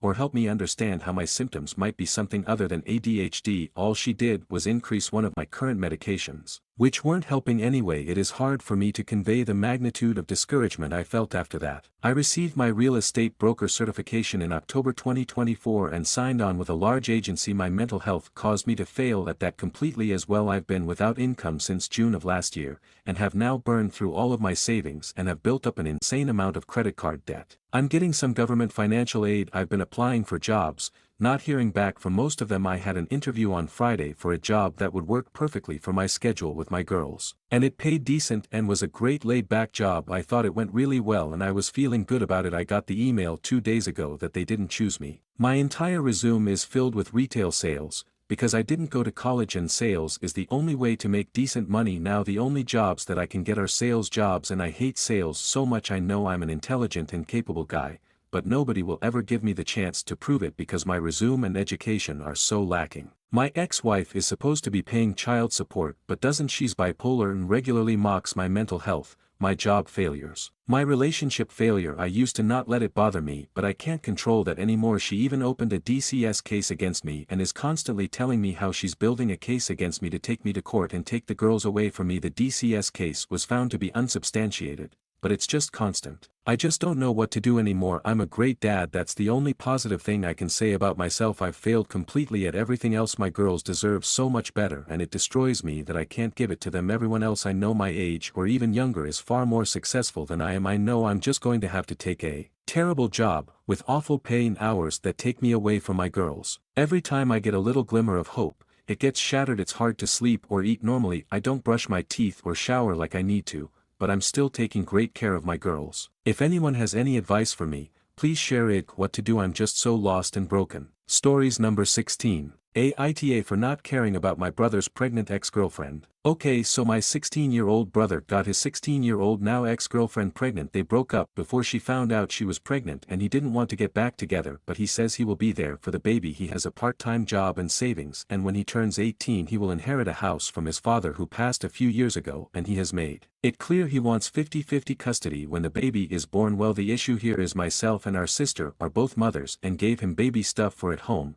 He lives with our mother currently. We gave him a bassinet as well as clothes and nappies and a change table, and she is now 30 weeks along, and he has a setup in his room, and his ex has nothing, no job, no money, absolutely nothing, and her parents have said she can live with them but they aren't supporting her baby and she has to provide for it. Well, she is now demanding my brother give her all of the baby stuff he has, and he is refusing and told her if she can't provide for the baby maybe he should have sole custody. Well, she messaged me asking for help and asking me to get my brother to share everything he brought and has, but I said no, and so she called me a heartless bitch. So Aita for not caring about this girl. PS, it's his baby. They did a paternity test paid for by our mother, and as for school, he is a part-time student and works at his grandfather's company. Edit. Okay, so first up, I'm not that good at typing and using punctuation, so I apologize if that was hard to read and I did not expect to wake up to that many comments. I will try to keep up with answering as many as I can. Next, for people saying my brother should have wrapped it up, he says he did and has shown his bank statement where he sent her money for the morning after pill. Next, he also offered to pay for a termination since they are both 16 and she said no, and there are plenty of support pages that she could have used to get things for the baby and she knows about them too. She has been sent links months ago. Stories number 17. Should I tell my co-worker's wife that her husband is cheating on her? Hello, I'm having a difficult time deciding on what to do and I need advice. I, 32F, work in a male-dominated field. I met my husband at this job. We have this one co-worker, Jim, 41M, fake name, who we work closely with. Jim and my husband work in the same office and have become good friends. They have hung out a handful of times. I have never met Jim's wife, but he talks so highly of her. Jim posts such sweet posts about his wife on Instagram all the time. Recently, another female coworker, Jane, fake name, told me she had some big news. We met during lunch and she told me that Jim is cheating on his wife with another female coworker. I told Jane I couldn't believe it. I told her that Jim loves his wife and that I could never see him cheating on her. Jane then proceeded to show me text messages of conversations between this female coworker and him. My jaw dropped. There were very explicit conversations and explicit photos being exchanged. Jane then told me that the two met up while at work and did the deed. I was so disappointed in Jim. I thought he was a good guy. I told my husband about the news and he was equally as disappointed. My problem is this: we are having a farewell party for my husband this weekend. He got hired at another department and we are so excited for him. I had to invite Jim because I was also inviting other coworkers. In the office, Jim confirmed his attendance and he said he was bringing his wife. I am so uncomfortable with the thought of meeting this lady and knowing her husband is cheating on her. What should I do? Should I mind my own business and not tell her? Or should I tell her and let them handle it? My husband said I should not create drama and mind my own business. Help. Stories number 18. Abusive marriage update. Husband spit in my face. I posted here a little over a month ago about my husband spitting in my face. We are now pretty much living separately and he only came back 3 times to pick up some stuff. He has completely denied that he did anything wrong. I've already started talking to a lawyer. I told all my close friends and my family and most have been supportive. I talked to his mom about all of his abusive behavior because I was hoping to still have his mom in my life after the divorce if possible because we are close. He has also abused her verbally. She started talking to a therapist about his behavior. Not really sure what this will achieve since he'll never do therapy. She sort of suggested couples therapy. I told her point blank I'm not doing any couples therapy with him. I tried to talk to her about all he has done to me, cornered me in a room, threw clothes at me, called me a bitch, threatened divorce many times, dismissed my illness, used a door to squeeze my body, gets in my face when angry,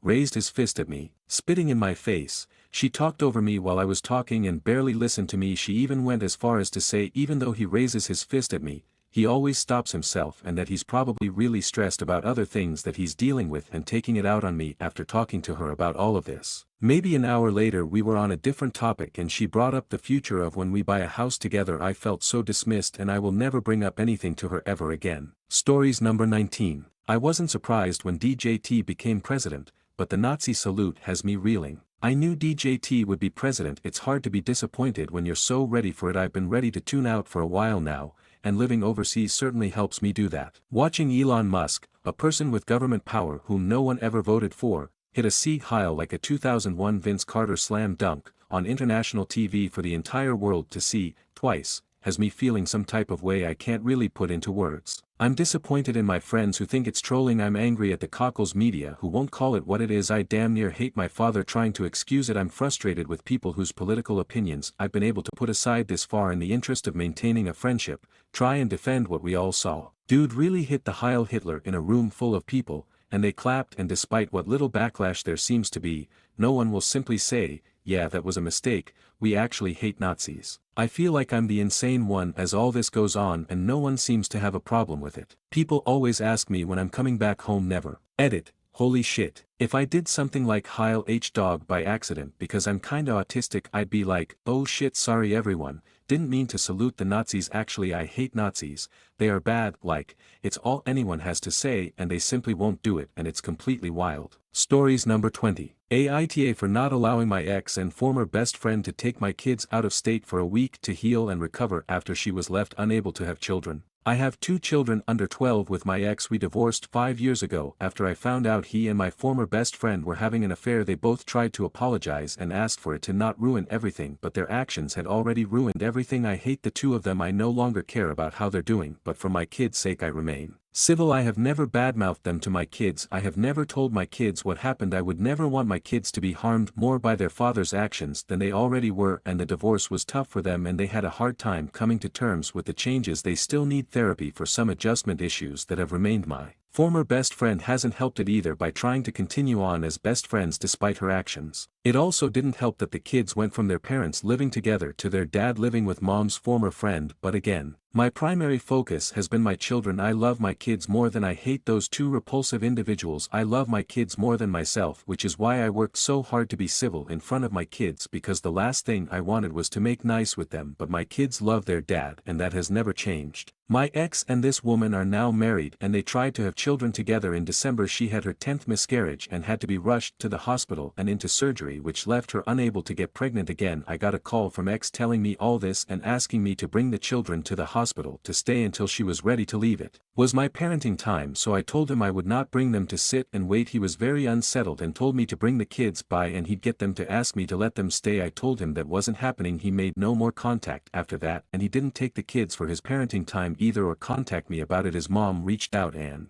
she told me he refused to leave the hospital. He didn't see them until his parenting time came around again and she was released. There was a new tension in the air at that point. He was furious with me for keeping the kids from sitting vigil in the hospital with him. Now we have another dilemma that's become an issue. My ex booked a healing getaway for them and they want the kids to go along. It happens during my week and it's a school week. He also wants to take his weeks as normal before and after that, so he would have them for 3 consecutive weeks. From what he stated, he would potentially keep them out of school for that long so the kids can be there to help her recover and grieve knowing she has them, was how he explained it to me. I said no and I explained that I was not letting him take them out of school for a week just for her. I told him the kids are not their emotional support to get them through this and therapy is significantly better. I told him I didn't approve of them missing extended school time period, but I wasn't giving up my week for it. He tried to state the week he missed should be made up for, but our court-ordered parenting plan states if a parent voluntarily doesn't take their week, without an agreed upon makeup period, then the other doesn't need to give up a week in return. I pointed this out to him and he asked me how I could be so by the book about this. He said human decency would state I should be willing to put aside our differences at a time like this and that school isn't more important than family. He asked me how I would feel if she ends her life because of this and my refusal was part of the reason why I told him I wouldn't feel anything. I told him they lost all their rights for me to feel something for them when they betrayed me and I would not be manipulated into agreeing. He's pushing very hard for this and trying to guilt me into agreeing. I know I might be overly harsh in my response to this, so I wanted to ask if people believe I'm wrong or not. Stories number 21. I, 31F, just found out my husband, 34M, lost $600,000 in Donald Trump stock. How can I get him to stop before he loses everything? I don't know what exactly he did, but he took his grandfather's inheritance, around $1 million, and put it all into Trump stock. He showed me today half of it is gone and I don't even understand how that's possible. I'm so broken and feel terrible for him. This money was supposed to grow and send our 3 kids to college, along with accelerate our path to retirement. We both have lowish paying jobs, around $50,000 for me, and $65,000 for him. We have a used minivan and rent our apartment. The worst part is that he borrowed an additional $200,000 into Trump stock, so as it stands he only has $400,000 left. I am begging him to cut his losses, but he's determined to see it through until at least March. He said he keeps telling foreign adversaries and special interests are going to bribe Trump through DJT and thus increase the stock price. I think he's a fucking moron. Is there anything I can do to make him stop? Update. My post was removed from a previous subreddit, but I'm still lost and hoping to gain advice. I made a separate bank account and moved funds in there that will feed us and our kids. What can I do next? I don't want to take his money away from him but just want him to cut his losses. Second update. Me and my children are safe in a hotel. My husband won't talk to me and refuses to speak to me unless I agree with him that this is a good idea. People pointed out to me that his total loss increased to $700,000 today. I've accepted that he doesn't see me as a partner who can make decisions with him. I'm taking off tomorrow to speak to a divorce attorney. I'm aware if his post on Wall Street bets he refuses to talk to me, but he's happy to speak to his fans. Stories number 22. How can I, 25M, address to my 34F sister what my niece, 11F, did to me while I was sleeping? My sister and her family come to visit me once or twice per year for 10 years in a row now, and it was always a tradition for me to sleep with my niece because she loves me a lot and I love her like my own kid. She is this super excited and vibrant kid who brings joy in my life whenever my sister visits. Like always she wanted to sleep with me, so we went to bed and I fell asleep early and she was still scrolling TikTok. I fell asleep on my back and after a while I woke up to the sounds of faint moans, heavy breathing and movement around me,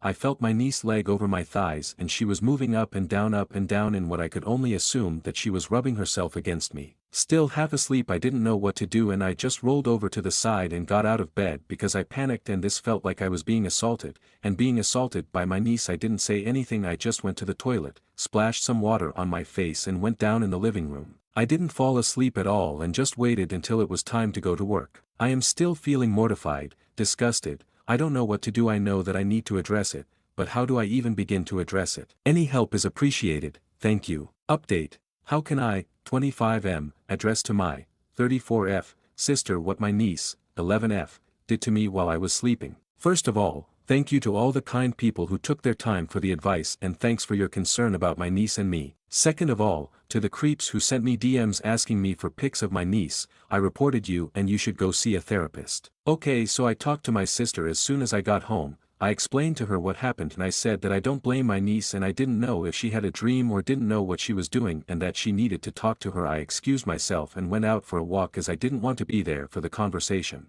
I came back an hour later and my sister explained to me why my niece did that. My sister asked her if she knew what she was doing to me and why she did that, and my niece started crying. Apparently my niece and her best friend has been hanging out with 14-year-old girls and they taught her what masturbating and humping is. Once they were talking about family members and she showed them a picture of me. They told her that I was hot and that she would feel much better if she did that with me and that they all done it with boys and she would officially be in their friend group if she did what they told her. My niece showed her mom group chats of them asking her and urging her to do what she did. My sister took some screenshots as proof to show the girls' parents and even showed me some screenshots so that I can see what they were urging her to do. I also talked to my niece and told her that there were no hard feelings but that she should know that what she did was wrong, even if it wasn't me. I also told her that even when she is older no one should be doing anything to a person without their consent, and that I still love her and that she should be careful who she hangs out with, and that they can visit and stay as long as they want but that she no longer can sleep with me. Safe to say my sister will be talking to the parents of the girls and there will be stricter with her from now on as to what kind of friends my niece has. Edit.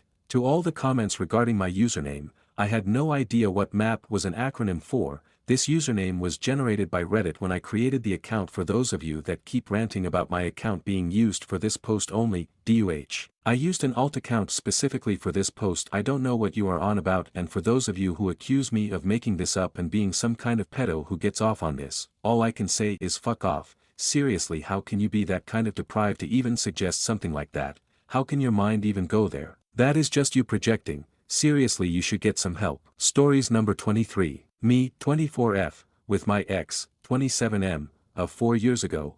I think he broke into my apartment and set up a camera. Am I being crazy? I, 24F, met my ex, 27M, 7 years ago and we dated for about 1 year and I ended up pregnant. He is a Jehovah's Witness and I was raised in this but was never baptized. Thankfully, when I ended up pregnant I was told that I had to marry him if I wanted to be in good standing at the Kingdom Hall Church. I agreed and decided not to listen to my parents when they begged me to take my time and make that decision later. Of course this meant staying and living with my parents, and as a brainwashed 18-year-old I thought he was the best thing that's ever happened to me and he couldn't do me wrong because he was a Jehovah's Witness and they can't do no wrong. Boy was I wrong. While pregnant he would emotionally and physically abuse me to the point where my son was premature and I fell into postpartum depression. When my son was 8 months old I decided I had enough and I needed to put my feelings and love I had for this man aside and make the right decision for my son. I left him. I left the religion. I don't know how I did it, but to this day I thank my son for giving me the strength and love to get past it. Fast forward about 5 years. I am doing great.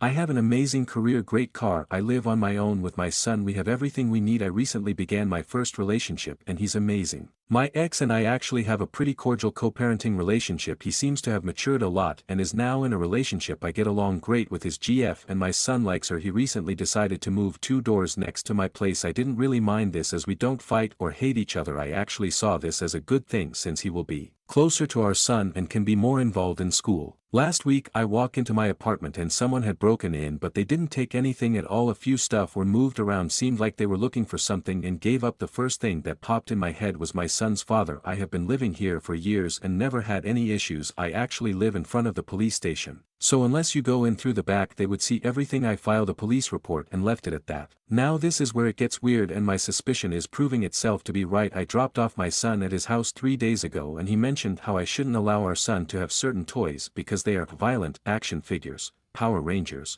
There is no way he would know this since he is a JW. I don't like disrespecting his beliefs, so I make sure that my son does not bring those toys to his house. When I asked him how he knew about it he turned pale. He didn't know what to say and finally said that my son mentioned it. Okay, so maybe my son could have told him, but maybe he didn't. To add to my suspicion, 2 days ago I dropped my son off in the AM and he slipped and told me that I need to shower my son every day because last night I didn't. There is no way my son could have told him. He didn't speak to him and it was literally the morning after. Also I shower my son every day, but he had swim class and we got home late, so I figured he was okay to skip. I know sounds lazy, but I'm sure we've all had those days. Am I being paranoid?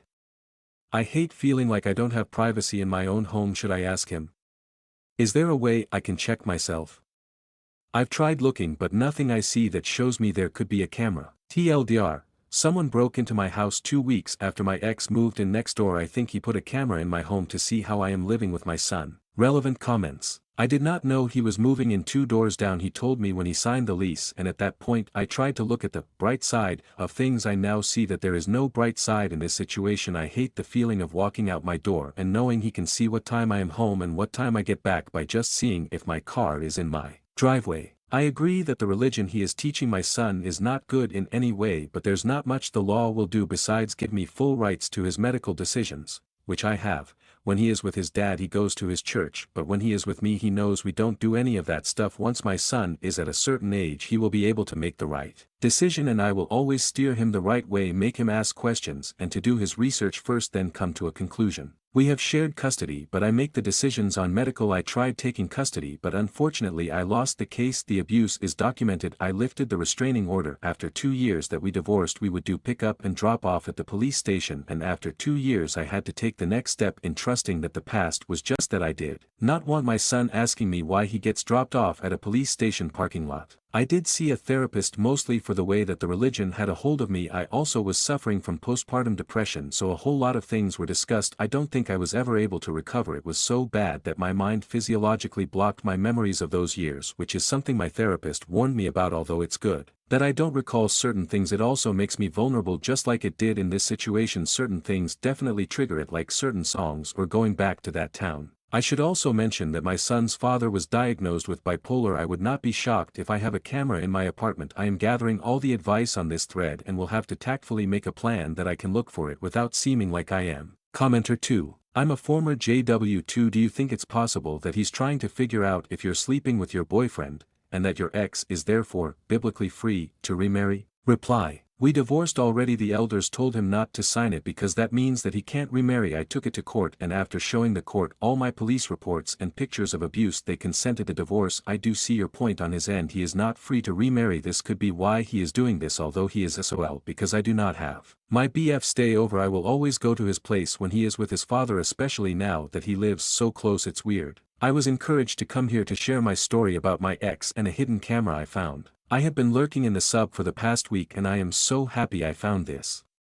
I really wish I would have known about this years ago when I left the congregation. It would have made the pain less and the loneliness not as bad. When I left the organization I had no friends and no encouragement that I almost convinced myself multiple times to go back, but I was able to get through it. I wanted to share my story with you, but before I'll give a little background on my past. I pretty much grew up as a witness and I never got baptized. I met my son's father when I was about 18 and I ended up pregnant a couple months after that. The elders pretty much forced marriage on me as soon as we moved in together. He was abusive. It was horrible. He would physically abuse me knowing I was pregnant with his son. It got so bad that I would literally urinate myself because of how scared I was of him. The last time he laid his hands on me was when I was 6.5 months pregnant. I remember he barged into the bathroom since he knew I was calling the cops, and when he opened the door he hit my belly, And I went straight into the tub. They had to perform an emergency C-section when I was under anesthesia. He even signed a paper stating I would be refusing blood transfusion, and since he was my husband it was his decision to make. Thankfully I had great doctors and my son and I were healthy and made it through. I remember the elders coming to visit me when I was still in the hospital. I remember them telling me that I needed to work harder in putting Jehovah first in our marriage, because without him our marriage would fail. A few months later I left him and I left the organization. I went to therapy for my postpartum depression and I was able to physiologically block those memories, even though sometimes certain things trigger it and it all comes back. It's insane how the mind works. I have a great relationship with my parents. They never shunned me and they always look after my son and I know they are brainwashed, but I know deep down my father knows I made the right decision, and after all this mess I think he's opening his eyes a little. The link below is my first post, and then below I copied and pasted my update. I don't know why they locked my post. I was at work and when I checked it was automatically locked. I did receive some good advice on there, but it's different when it comes from people who know what you grew up in and know just how much mind control plays a big role on everything when it comes to JW. I also would like some advice on how to handle these elders. They keep calling my parents and begging them to reason with me. I am assuming this is really going to reflect them in a bad light, and we all know how much they hate that. Also please keep in mind that my parents,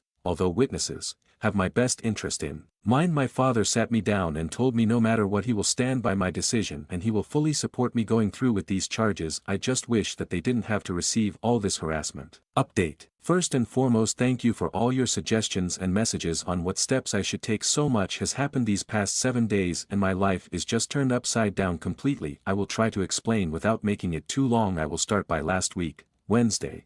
After reading all the comments I decided to purchase a spy finder off Amazon. I figured it would put my mind at ease and I can finally feel comfortable in my own home. I paid for 2-day delivery and planned out what I would do so that I can use this without being obvious, since I knew that the only way I can do this was by having my son's father in front of me. So I decided to tell him I needed to speak with him regarding a new schedule I would like to follow. Friday, we decided to meet up for ice cream with our son. I gave my BF a spare key so he can go in and see if the spy detector worked. I want to say that our meeting lasted about 40 minutes until I finally got the okay from my BF and I wrapped up the conversation. When I got into my car I called my BF and all he told me that I needed to drop my son off at my mom's and head over to my place. I did exactly as he said. When I arrived to my place I parked and my BF comes inside my car and breaks the news to me. He told me that the detectors detected something but it was not clear. It kept showing red in my son's room around the doorknob, but it also showed red on one side of a wall that didn't have anything hanging near it. At this point I didn't know what to do or say. Maybe this was just a malfunction and there is nothing there, or maybe there is. I decided that I needed to call the cops. I didn't know if it was going to be the right call, but it's showing signal in my son's room and that was enough for me to make that call, even if I sounded silly to the cops. Once the cops showed up I explained to him the situation.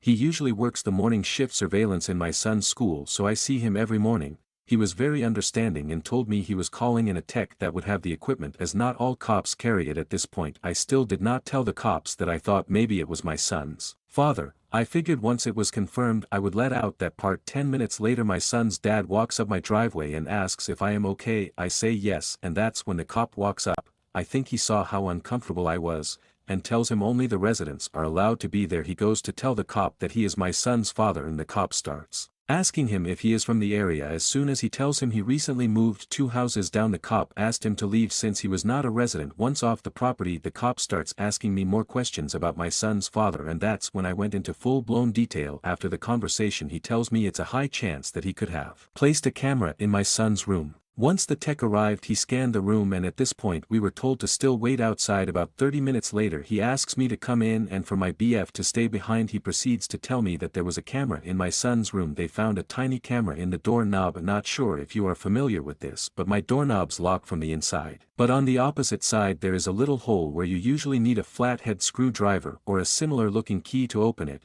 I will take a picture later on to show. He explained to me whoever put in this camera replaced the doorknobs with 2 of the same knobs, meaning that the door no longer has a lock. I never realized this. It was such a small detail that I never realized I never locked my son's room, so this was not something I would look into. I broke down. I didn't know what to say or what to think. He told me that it was linking through Bluetooth/Wi-Fi. Unfortunately the camera signal was cut and he was working on getting some code to see where the signal was coming from. Once they confirmed this I was given the address, and of course it ended up coming from my ex's address, not the exact address but more coordination points. No idea what they refer it to. They just told me it's a system they use to track a signal. I was in complete shock. I think part of me thought he would never do this, he would never violate my privacy and our son's privacy by doing this. I thought we were past this stage. After they broke the news to me, they told me I can press charges if I would like. If this is what I decided to do, they would have to process a warrant for his arrest. It was the hardest decision I had to make, but I told them yes. They explained to me that the best thing for me to do was to stay at a relative's or friend's house until this was resolved, as it can be dangerous for me to be so close to him. I don't understand why they couldn't take him then and there, but I told them I would pack a bag. I decided to stay at my parents' home. It was near my job and it was a place my son was comfortable staying in. I did not hear from my ex at all Saturday. I know I mentioned in my previous post that my parents/ex are Jehovah's Witness, which plays a big part in this whole story. Sunday night my parents had plans and I stayed behind with my son. I hear a knock on the door. I look and to my surprise it is two elders. I guess you can call them pastors to those not familiar with the terms. These were the same men that would tell me not to call the cops when my ex would get physical. These are also the same men that watched me grow up since I was 3. I decided to open the door and they asked to come in. My brother was in the other room, so I felt a little more at ease speaking with them. As soon as they start taking the Bible out, I tell them I do not feel comfortable with that, and if they have anything to say it will be through a conversation and not through the Bible. They agreed and started explaining to me the consequences my ex is facing in the Kingdom Hall for what he has done. They also told me that my ex was taken down to the station Sunday morning, but that he confessed to them everything on Saturday. To make it short, they begged me to drop the charges and kept telling me to think about my son, to think about how he would feel knowing his dad is facing these charges. They kept saying over and over that Jehovah does not condemn his behavior and sometimes the organization can work this out within themselves. I told them I would not drop the charges. What he did was violate my privacy and that I was happy that they would work it out between their religion, but I would work out my end through the law. They proceeded to tell me that they have lawyers that can back up my ex and that if this is the route I take I should make sure I am covered as well. They also said the reason he put a camera is because he wants custody of my son, because it's not fair to him to not have eternal life and my ex can save my son. Crazy, right? I don't know what he was trying to find by putting a camera in my son's room, because I have absolutely nothing to hide and my son is very well taken care of. I asked them to leave and they did. When I told my dad about what happened and what they were saying to me, he called one of the elders and pretty much went off on him. I hope it doesn't ruin his rep, since I know this religion means the world to him, but at the same time I also hope maybe this will open his eyes. This is all such a nightmare to me. I don't know what to do. Deep down I do not want to press charges because he is my son's father. I don't want this to ruin his record or for my son to grow up and find out I placed his dad in jail over this. I also know what it's like to be brainwashed and be under mind control. The other part of me feels like he needs to learn his lesson. He needs to know that you can't simply violate someone's privacy because of your religion. I am not sure what is or will be happening yet. Last I heard he was out on a bail and will have a court date which I will need to appear to as well. At that time I can decide to drop the charges if I wanted to. I also received a court date from the family court and he is going for full custody. He filed about a month ago, so this is something he has been planning. I am hoping this whole thing will work for my benefit, which is another reason why I should not drop the charges, as it will help me in family court. So for now that's all that has happened. I don't know what steps to take from here and I am sort of taking it day by day. I have found a new place and after talking to my landlord he is letting me break the lease. I hate that I have to move. I love my apartment and I will be moving to a much smaller place for more dollar. I wish I didn't have to move, but there is not much else I can do. Relevant comments. Commenter 1. Do not drop any charges. My reasoning. Besides all the religious BS, your ex is not rational and is already physically abusive. This is a bad combo. It has been my experience that he will never get better without therapy and or medication, and most likely issues will arise where he won't do or continue treatment even if he started. What are the charges against your ex? Has the DA's office stopped any further investigation? Have you had an opportunity to speak with the investigators in your case? Have they hinted that they have other concerns about him? Law enforcement can be very effective in unearthing things through intimidation. They, however, will not want to be jerked around and expend the effort if they sense you won't follow through. They may intimidate you a little to test your resolve. Hold fast to what you decide. All the data he was gathering about you to perhaps further his custody case has been made null and void and is inadmissible because it was garnered from a criminal act and will not be allowed to be presented. His illegal actions will also be used against him. All that goes away if you don't press charges. If you have not contacted a local agency concerning spousal abuse, regardless of marriage status, they will help you or direct you to help. They have experience in this and will guide you to the best course of action as well as provide support. Concerning the elders that visited, regardless of what we think about the org, that wasn't protocol, and if you want that bullshit to stop dead in its tracks, contact or have someone contact a sharp elder from another congregation, etc. if you want that. These things that are happening to you are not unique to the org, they happen everywhere. a lot because of that. There are many resources, please make use of them. I hope you remain safe and everything works out for the best for you. Reply. I actually went today to the court to file a restraining order and they gave me a temporary one until the court date where the judge will make it permanent. I also went to the station and asked more info on what was going on. They couldn't tell me much besides that even if I do drop charges the state is also pressing charges. Apparently they take this stuff really serious since it was in a child's room. They told me someone would be in contact with me but I should get a lawyer since it's not recommended to do this alone as there are many things I won't understand or will need professional advice on. I asked them what they did with the evidence and they told me they have it and cannot release it to anyone since it is now in municipal custody. I am looking into lawyers and made a few consultations for tomorrow. My court date for custody is at the end of November, so I am hoping the other court date for the camera is before so I can have more evidence that he is not suitable to take custody, although I feel that just by having those charges pending and him out on bail is enough for the judge to rule me full custody as I am now seeking for that as well. We have shared custody but after this I want full custody. Commenter 2. Wow, go your dad. IMO your ex is a psychopath and should be locked up immediately. You have a fantastic BF and a good cop. Now listen to these people and get a good lawyer. It looks like the dominoes are all set up to fall upon this creep. Reply. I am definitely lawyering up and will keep all charges. The state is also pressing charges, so by the looks of it he is in deep trouble, which is why the elders are acting the way they are after the whole child abuse stuff going on. I am sure they don't want an article stating how a JW had a camera installed in his son's bedroom. I also forgot to mention that one of the elders is actually my ex's uncle, which could be another reason for the constant pressure to drop the charges. Commenter 3. This sounds like really strange behavior from the elders, almost like they have a vested interest in having the charges dropped. Now why might that be? If your ex is going for full custody he would have sought the assistance of the elders. Maybe the elders suggested he put in a spy camera, or maybe they knew someone who had expertise in this. If the charges aren't dropped the facts might come out. I don't know if you are a ward, but the organization has a printed guide for JWs involved in custody cases. If the elders are calling your parents, get them to ask the elders whether your ex had specifically admitted to breaking in and installing the spy cam, and if there was anyone else involved when the elders told you that he would be dealt with in the congregation. Did they spell out what they would do? Do not drop any charges, especially for the sake of your son. Reply. One of the elders is actually my ex's uncle, which makes it a conflict of interest, although he was part of the committee when I was pregnant and they took away my privileges I had as an unbaptized publisher, if that's the term. Sorry, I went to a Spanish hall and do not know some of the English terms. It seems so weird to me just how much they are pushing and harassing my family. It's almost as if something else is happening that they are afraid of. They told me that they are still going through their process, but that this can lead up to him being reprimanded. What's the term where you are not shunned but you are pointed out as bad association? Is it censored?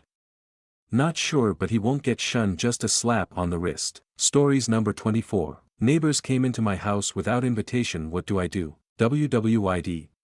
Vent/rant. I'm finally selling my house with the neighbors from hell. The issue is that yesterday, while my real estate agent was in my house with my termite and moisture inspector, those neighbors just walked into the house uninvited and proceeded to walk around, no knocking at the door, no, hey how you doing, to the real estate agent. Just walked in like they owned the place. They then started making disparaging comments about me and my husband and our family. They even went so far as to tell my realtor that they think he beats me. This is completely false and unfounded. She had to be really direct to get them to leave, and they kept trying to meet the buyers. I'm so afraid that they will meet my buyers, and that my buyers will walk because of them. What can I do? Should I text these neighbors about this incident to start a paper trail, or should I just tuck my head and pretend nothing happened and just try to get through this sale? Stories number 25. Aita for no longer updating my ex on our child's school stuff. Not the a-hole. I split up with my ex almost 2 years ago. My child started school the same year. My ex was never too involved in our child's educational needs. Even when she was a toddler I handled it all myself. My child's school offers multiple apps and websites. You can be up to date with everything without ever having to contact anyone. I asked my ex repeatedly to get at least the main apps, so that I don't have to keep reminding him of important dates and our child's progress. He didn't care. Just a few examples. Whenever I asked to make a plan for any school break, he'd ask when the school break is. I sent him links to the school website, but he couldn't even be bothered to save a screenshot / make a note of the dates etc. So he'd ask again next time around too. He couldn't be bothered to update his phone number in the school records, so the office couldn't contact him during an emergency. I informed him about all parent-teacher meetings. He said he couldn't make it, and that it made sense for me to go because he didn't know the teachers even in September, when neither of us knew the new teachers. Side note, he doesn't work, I do, so I thought it was logical to have him attend, so I wouldn't have to take time off work to do so. I'd send him any important dates, school plays, any shows, sports events etc. He'd pick and choose the ones not involving much interaction. Reading together on the World Book Day was a no-go, but watching the kids race was okay etc. I'd even invite him to events organized by any clubs my kids is in, clubs I organized and paid for myself, but he always had an excuse unless the events fell on his weekends. Even then he'd sometimes ask me to swap the weekends. I accepted it for over a year for the sake of peace. I wanted my kid to see her dad support her achievements too. But it's been so long and I'm just tired of having to both handle the responsibility and remember to give him updates about it. It also felt like I was trying to make him involved when he clearly wasn't interested, so last autumn I announced to him that it was on him to stay up to date with our child's school stuff. I gave him 2 weeks to get everything sorted. I even listed all the important apps/websites so he wouldn't miss anything. The only one I didn't share was a payment portal. As I knew he wouldn't care about that one, I promised to still share any information passed via written notes, letters etc., as obviously he would not have access to those otherwise. I followed through with it. It took him 2 months to realize what's happened and now he's furious, saying that I'm using the child against him. He got his family involved and now they are all bombarding me with texts saying that I'm the asshole for doing it to him and our child. His mother also pointed out that she'd done everything herself as well and didn't involve her husband in the school stuff, so she knows it's not that hard and I'm being dramatic. Stories number 26. Aita for leaving a date when she didn't respond. I matched with this lady on a dating app 2 weeks before Christmas. We chatted and really seemed to get along. We planned the first date, and the date went pretty well. We had similar interests, had the same-ish beliefs and both discussed how important communication is. From there she asked me to go out on a second date with her in 2 weeks. As we were both busy we continued to talk. Sometimes my replies would be spaced out by a few hours due to being busy. Her replies were always 12 to 24 hours apart.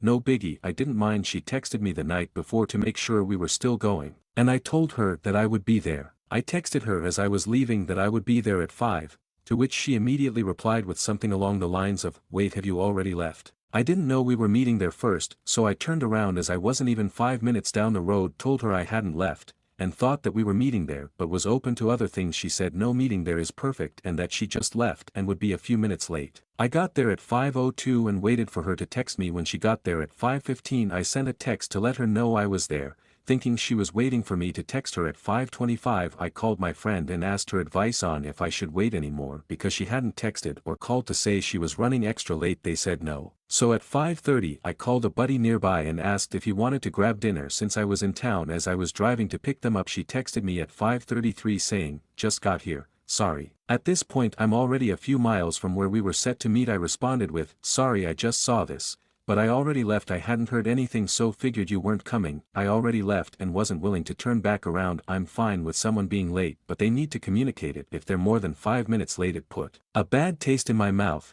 especially since she told me several times how important communication is. 5 minutes later she replies with, "Oh okay, sorry," to which I read and didn't reply. 10 minutes later she texts me again, so I get that I was late. Bad on my part, but I wouldn't have lied about showing up. We're both pretty busy, so maybe we just stopped seeing each other. I also didn't respond to this as there was nothing else for me to say. TLDR, AITA for leaving a date when they hadn't shown up 30 minutes later without any communication for them to get there a few minutes after I left. Edit. Communication is highly important to me. As she said it was to her I did not leave because she was late. I left due to the lack of communication that she was going to be 30 plus minutes late. I understand not wanting to text and drive, but there's phone calls, texting at a stoplight. Edit 2 with specific information times. 1. She had asked earlier if I had ever been to a restaurant before. I told her I had not and she said we should go. She asked from Thursday to Sunday when I would be free. We settled on Friday at 5 at the restaurant. A day or two later she said she knew it would be cold and a drive, so if I'd rather do it another time and do something else we could. I told her I'm completely fine with going there, but if she wants to do something else that's perfectly fine. She said okay, it's going to be fun. Does 5 work? And I responded with yes, 5 p.m. works perfect. I'm not sure if I missed something, but rereading the conversation that's how it went. I can't answer why she didn't know we were meeting there. 2. I responded to the 5:33 text at 5:35. She told me at 4:09 she would be a couple minutes late. Yes, I was there for 28 minutes before I left. She told me she would be a few minutes late. We planned to be there at 5. She got there at 5:33. 33 minutes isn't a few minutes late. At 23 minutes I was considering leaving and gave myself a hard out at 5:30 if she hadn't told me she would be later and or arrived. Edit 3. Yes, I could have, and contemplated calling her but I chose not to, as it wouldn't solve her not communicating how much later she was going to be. The first few dates show who a person is and can set a tone for a relationship. I have no interest in someone who thinks it's okay to arrive 30 minutes late and not say anything about it. Yes, I recognize I should have sent a text when I was leaving. Yes, I did not respond to the last 2 texts I received them, and she knows I did because I read them and iPhones have read receipts. I could have responded to the "we should other people" text, but it came across as her wanting the last word and I wasn't engaging with it. Stories number 27. I'm driving 5 hours to meet a woman I've been chatting with for 3 days. I'm 36 and she's 32. I've been on the dating apps and platforms for close to 2 years and had horrible success, like very few matches and no meetups. Levels of success. Well, I joined a dating Discord for people that play a specific MMO and this wonderful woman messaged me and we've been talking for the past 3 days. But wow, I've never felt sparks like this before. She's actually from the NE but moving to the south, a few hours away from me, but right now she's still fixing up her new house before she moves from the old one. Anyways, she's at the new place doing some painting and a few other odds and ends this week before flying back. But we've just been hitting it off so well I offered to drive over so we can do a meetup now and help her out for a day or 2 if she really wanted. She agreed, so I'm headed over this Saturday. I'm slightly worried this could be some weird scam, but I don't really have much to be stolen, so it'd be a lot of effort for little gain on her part. But if this is real, I also have other concerns. Is this going too fast? I'm also a virgin, so I'm already super anxious, and the way she's talking, we'll be sharing a bed the one night I sleep over. I don't know, brothers, there's a lot going on in such a short amount of time. I need some outside perspective. Edit asterisk, after reading the comments, I'll still be going, but I'm only taking myself and clothes. I'm also a mechanic, so I know how to make my car not crank, since that'll be the most expensive thing, and I'll also get a hotel room for myself for the night. And give a friend my location and check in with him at the end of the day. I'll maybe update next week if I'm still alive. Thanks. Update. I'm driving 5 hours to meet a woman I've been chatting with for 3 days. It wasn't a scam. It actually ended up being a 6-hour drive, but it was so worth it. I barely got 3 hours of sleep the night before the drive as my nerves were a mess, but I got there safely. Messaged her every time I stopped for gas, and 10 minutes before arriving she texted we were going to kiss when I got there. And between the lack of sleep, having only 2 energy drinks and water in my stomach, and the massive amounts of anxiety, I thought I was going to throw up. Finally get there and she comes running up expecting a kiss, and what do? Just a hug. I could feel her entering the embrace expecting the kiss. Ugh, I felt so bad. Then I asked her for a tour of the place and to give me her vision of each room. I didn't hear anything she said because of all the emotions rushing through me. By the time we looped back to the kitchen, I just went for it. Gave her probably the worst kiss she's ever received, and partly because at this point I was starting to shake. I then said I needed to go get my bag out of my car, but before I got to the door she stopped me and asked if I wanted to try again. Third time was the charm. It was amazing. We went to a museum to just walk around and chat. Ended up holding her hand, and of course the shakes came back. She made a comment about it and I just told her I really want to be here, but I hadn't had much sleep and I've been super anxious about the meetup for days. She was completely understanding and offered to go somewhere else or stop making physical contact. No, I really want this. Just bear with me. Next came dinner and I had the idea to share a plate because I wasn't going to eat much, and she said she wouldn't either. Got some barbecue, which I don't recommend for a first date, and fries. Then we just picked at the food, barely eating anything while mostly just talking. She has a way of fitting in quirky cute questions to fill the awkward silence, which was great because I was being massively awkward. We eventually get back to her place and just stand at the kitchen bar talking some more, and she made me some tea to calm me down. It's not late, but too late to go back out. No furniture outside of her brand new bed she just got set up the day before I got there. Oh boy, she asks what I want to do next. And I asked what she'd recommend. She said we could just chill on the bed and talk some more or sleep or anything I wanted. So we brush our teeth and get down to sleepwear, then start having more conversation. Luckily, the one thing I am good at is eye contact. After a few more quirky questions we start kissing and cuddling. Didn't even get to the more heated part before I just spilled everything. Told her I was a virgin, partly because I'm a demisexual and also because I've been dealing with past traumas for most of my 30s and just haven't been on the market. Again, she was completely understanding and told me we didn't have to do anything I wasn't comfortable doing, so we continued making out and cuddling and she continued to respect my comfort zone. Ended up staying an extra day. Day 2 was way better and I'm not going into details, but I will say this: no walls got painted. She's amazing and beautiful and I don't know what I did to deserve her, but I'm going to do everything in my power to hold on to her. I want to thank everyone that gave constructive feedback, both for and against. I read most the replies that showed up in my notifications before I left. I really appreciated the extra perspective. considering how short-circuited this woman makes me. I also realize I should have clarified why I was a virgin before just saying it on the internet. But I wasn't too worried about details on that post as I was expecting maybe 10 replies, not 100s. The previous post made it sound like I was driving 5 hours for a booty call. Absolutely not the case. I was driving 5 hours because the conversations we had had up to that point, basically one day's worth, felt like a week's. Advice for anyone in a similar situation: go for it, but be careful. I know the speed of my story seems like a red flag, but everything else was green. The first still took some precautions and told people where I was going to be. Be safe, have fun, remember to breath, and communicate. Also, for the few asking, the MMO is FFXIV and the Discord is Lovebringers. Stories number 28. Aita for not telling my daughter her nan isn't dead. Hey all, so this is gonna be a bit of a long one. I, female 33, have 3 daughters, 6-year-old twins and a 2-year-old. One of my twins over the holiday period has said to one of my friends that her mummy's mummy is in heaven. This really shocked me when I found out. Live far away that her daddy's mummy's mum lives far away and the only family we have close here is her mummy's nanny. My nan spoke up and asked her, what about your mummy's mum, to which my daughter came out with, no, she's in heaven. My nana went to press her a bit more about why she thought this and I abruptly interrupted and asked my nan to come and help me with something in the kitchen. Well, now my nan has spoken to other family members and I've had my phone blowing up with divided opinions. I have some family telling me I should tell my daughter the truth, that her nan is not dead, she is in fact alive, she's just too busy. I've had others tell me that I should just leave it alone. FYI, she's not too busy,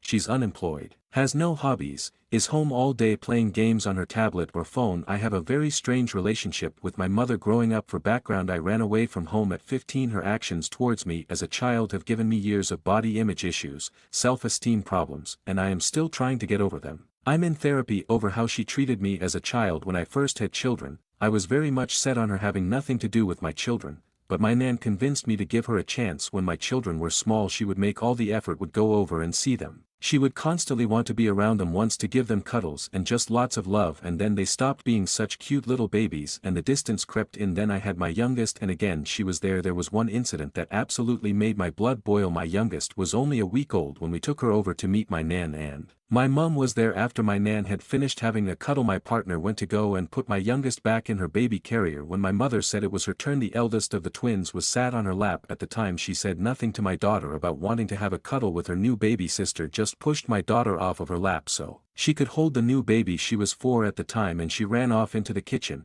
crying her eyes out. When I asked her what had happened and what was wrong, I was furious. My partner came and confirmed what happened and my partner and my sister managed to stop me from going and ripping her head off. That was the first time my daughter ever asked me, why doesn't Nana love me? And my heart broke. Anywho, when my youngest don't want, we moved away so that we could afford to give our children a better life, and since moving she has even less to do with my children now. She didn't call them on their birthdays, and over the festive holidays we've heard absolutely nothing from her. No text and no calls. I speak to my sister regularly so I know nothing bad has happened to my mother. It's just she can't be asked to find out how her granddaughters are doing. My sister doesn't want children, so my children are the only grandchildren for my mother. I guess what I'm asking is Aita for not correcting my daughter when she said that her nan is dead. Update: Aita for not telling my daughter her nan is not dead. Well, my phone blew up with loads of comments and thank you for everyone's advice. I sat my daughter down and tried to explain that her nan is not dead, that we live far away and sometimes people just get a little busy and don't realize how much time has gone by. She got very upset as she couldn't understand how someone could be so busy they never call and never answer the phone. I did have a conversation with my mother via my nan. I was round my nan's when my mother called her. The conversation that began with my nan was basically saying about how I'm an awful person and a terrible parent. My nan shut her down, told her I was there and told her to talk to me. Nan handed me the phone and my mother proceeded to just blow up at me, saying things such as, how dare I tell my children she's dead, how dare I move and take her babies so far away, how dare I keep them from her. I raised my voice speaking over her, get your facts straight. I moved to give my children a better life. I have never stopped her from making contact. She is the one who never picks up, and that phones work both ways. I never told them she was dead, but what does she expect when she makes zero effort with them? I reminded her that even when we did live close she never made an effort to see them. Hell, my nan would have them 5 days a week when I finished maternity leave so I could work, and she lived literally around the corner and she never bothered to go see them. My nan moved so she could enjoy her retirement in comfort, and I moved to give my babies a better life. My mother lost it. She screamed down the phone, you ruined my life, all you ever done is ruin my life. I brought you into this world and I can take you out of it. It's a shame I've not been successful in the later. Yes, you read that right. My mother has attempted in the past to take me out. Her last attempt was glass in my PPNJ, but that is a whole other story. Her attempts have always been something that can be passed off as an accident. After the glass incident I went no contact, but when I had children I let my nan convince me that she had changed and I let her back in, but she dips in and out of my children's lives. She has even, accidentally, given my daughter foods she's allergic to. Again, that's another story. We went low contact and my mother was never allowed to be alone with my children. It has been 4 months since she called to speak to my children, and the last time I spoke to her was when she called my nan, and my nan handed me the phone. That was last week. Edit to add, I was naive to believe that my mother was capable of changing. I guess I just wanted to believe that maybe one day my mother would love me and that she would be proud of me and my family. The only access she has ever had was at family members' homes before we moved, i.e. if there was a family gathering and she was there. The incident when she gave my daughter food she's allergic to, she claimed she didn't realize it contained the allergen. I believed it was an accident as there was 2 foods identical, one with and one without the allergen. But after this I put in very strict rules that only me or my partner could give my daughter any food at family gatherings. To clarify, the only contact she had after we moved were phone and video calls, which slowly stopped when she stopped calling answering. I only called if my children asked to talk to her. My nan has never wanted to believe that her daughter could be capable of the things she has done to me, and well, now my nan is 74 and her mind isn't quite all there anymore, if you know what I mean. I have tried to tell her of the abuse I suffered as a child, both physically, emotionally and mentally. I tried to explain about the times she has attempted to take me out, and I saw how much it broke my nan. I don't want to keep telling her how awful her daughter is, so for now, rather than breaking my nan's heart, I have opted to keep contact lines open. In as far as if my mother calls me, I'll answer. When my nan passes, I will close that contact down and remove my psychotic mother from my life. Stories number 29. Someone I liked got infected with a virus from eating my ass. I was seeing this guy, and for a while, we were really into each other. One night during sex, he surprised me by going down there. It was the first time anything like that had happened between us. We'd never discussed anything about exploring that area beforehand, which caught me off guard. I mean, I don't assume that every hookup comes with unexpected ass play unless we've had a conversation about it, right? Anyway, the very next day, he left town and ended up sick for almost 2 weeks. He mentioned he thought it might be norovirus, but that he wasn't sure, and then, during the same conversation, told me he wasn't feeling the same way about us anymore. He never got a proper diagnosis, but honestly, if you're going to take that kind of plunge without any communication first, you've got to be ready for whatever comes your way.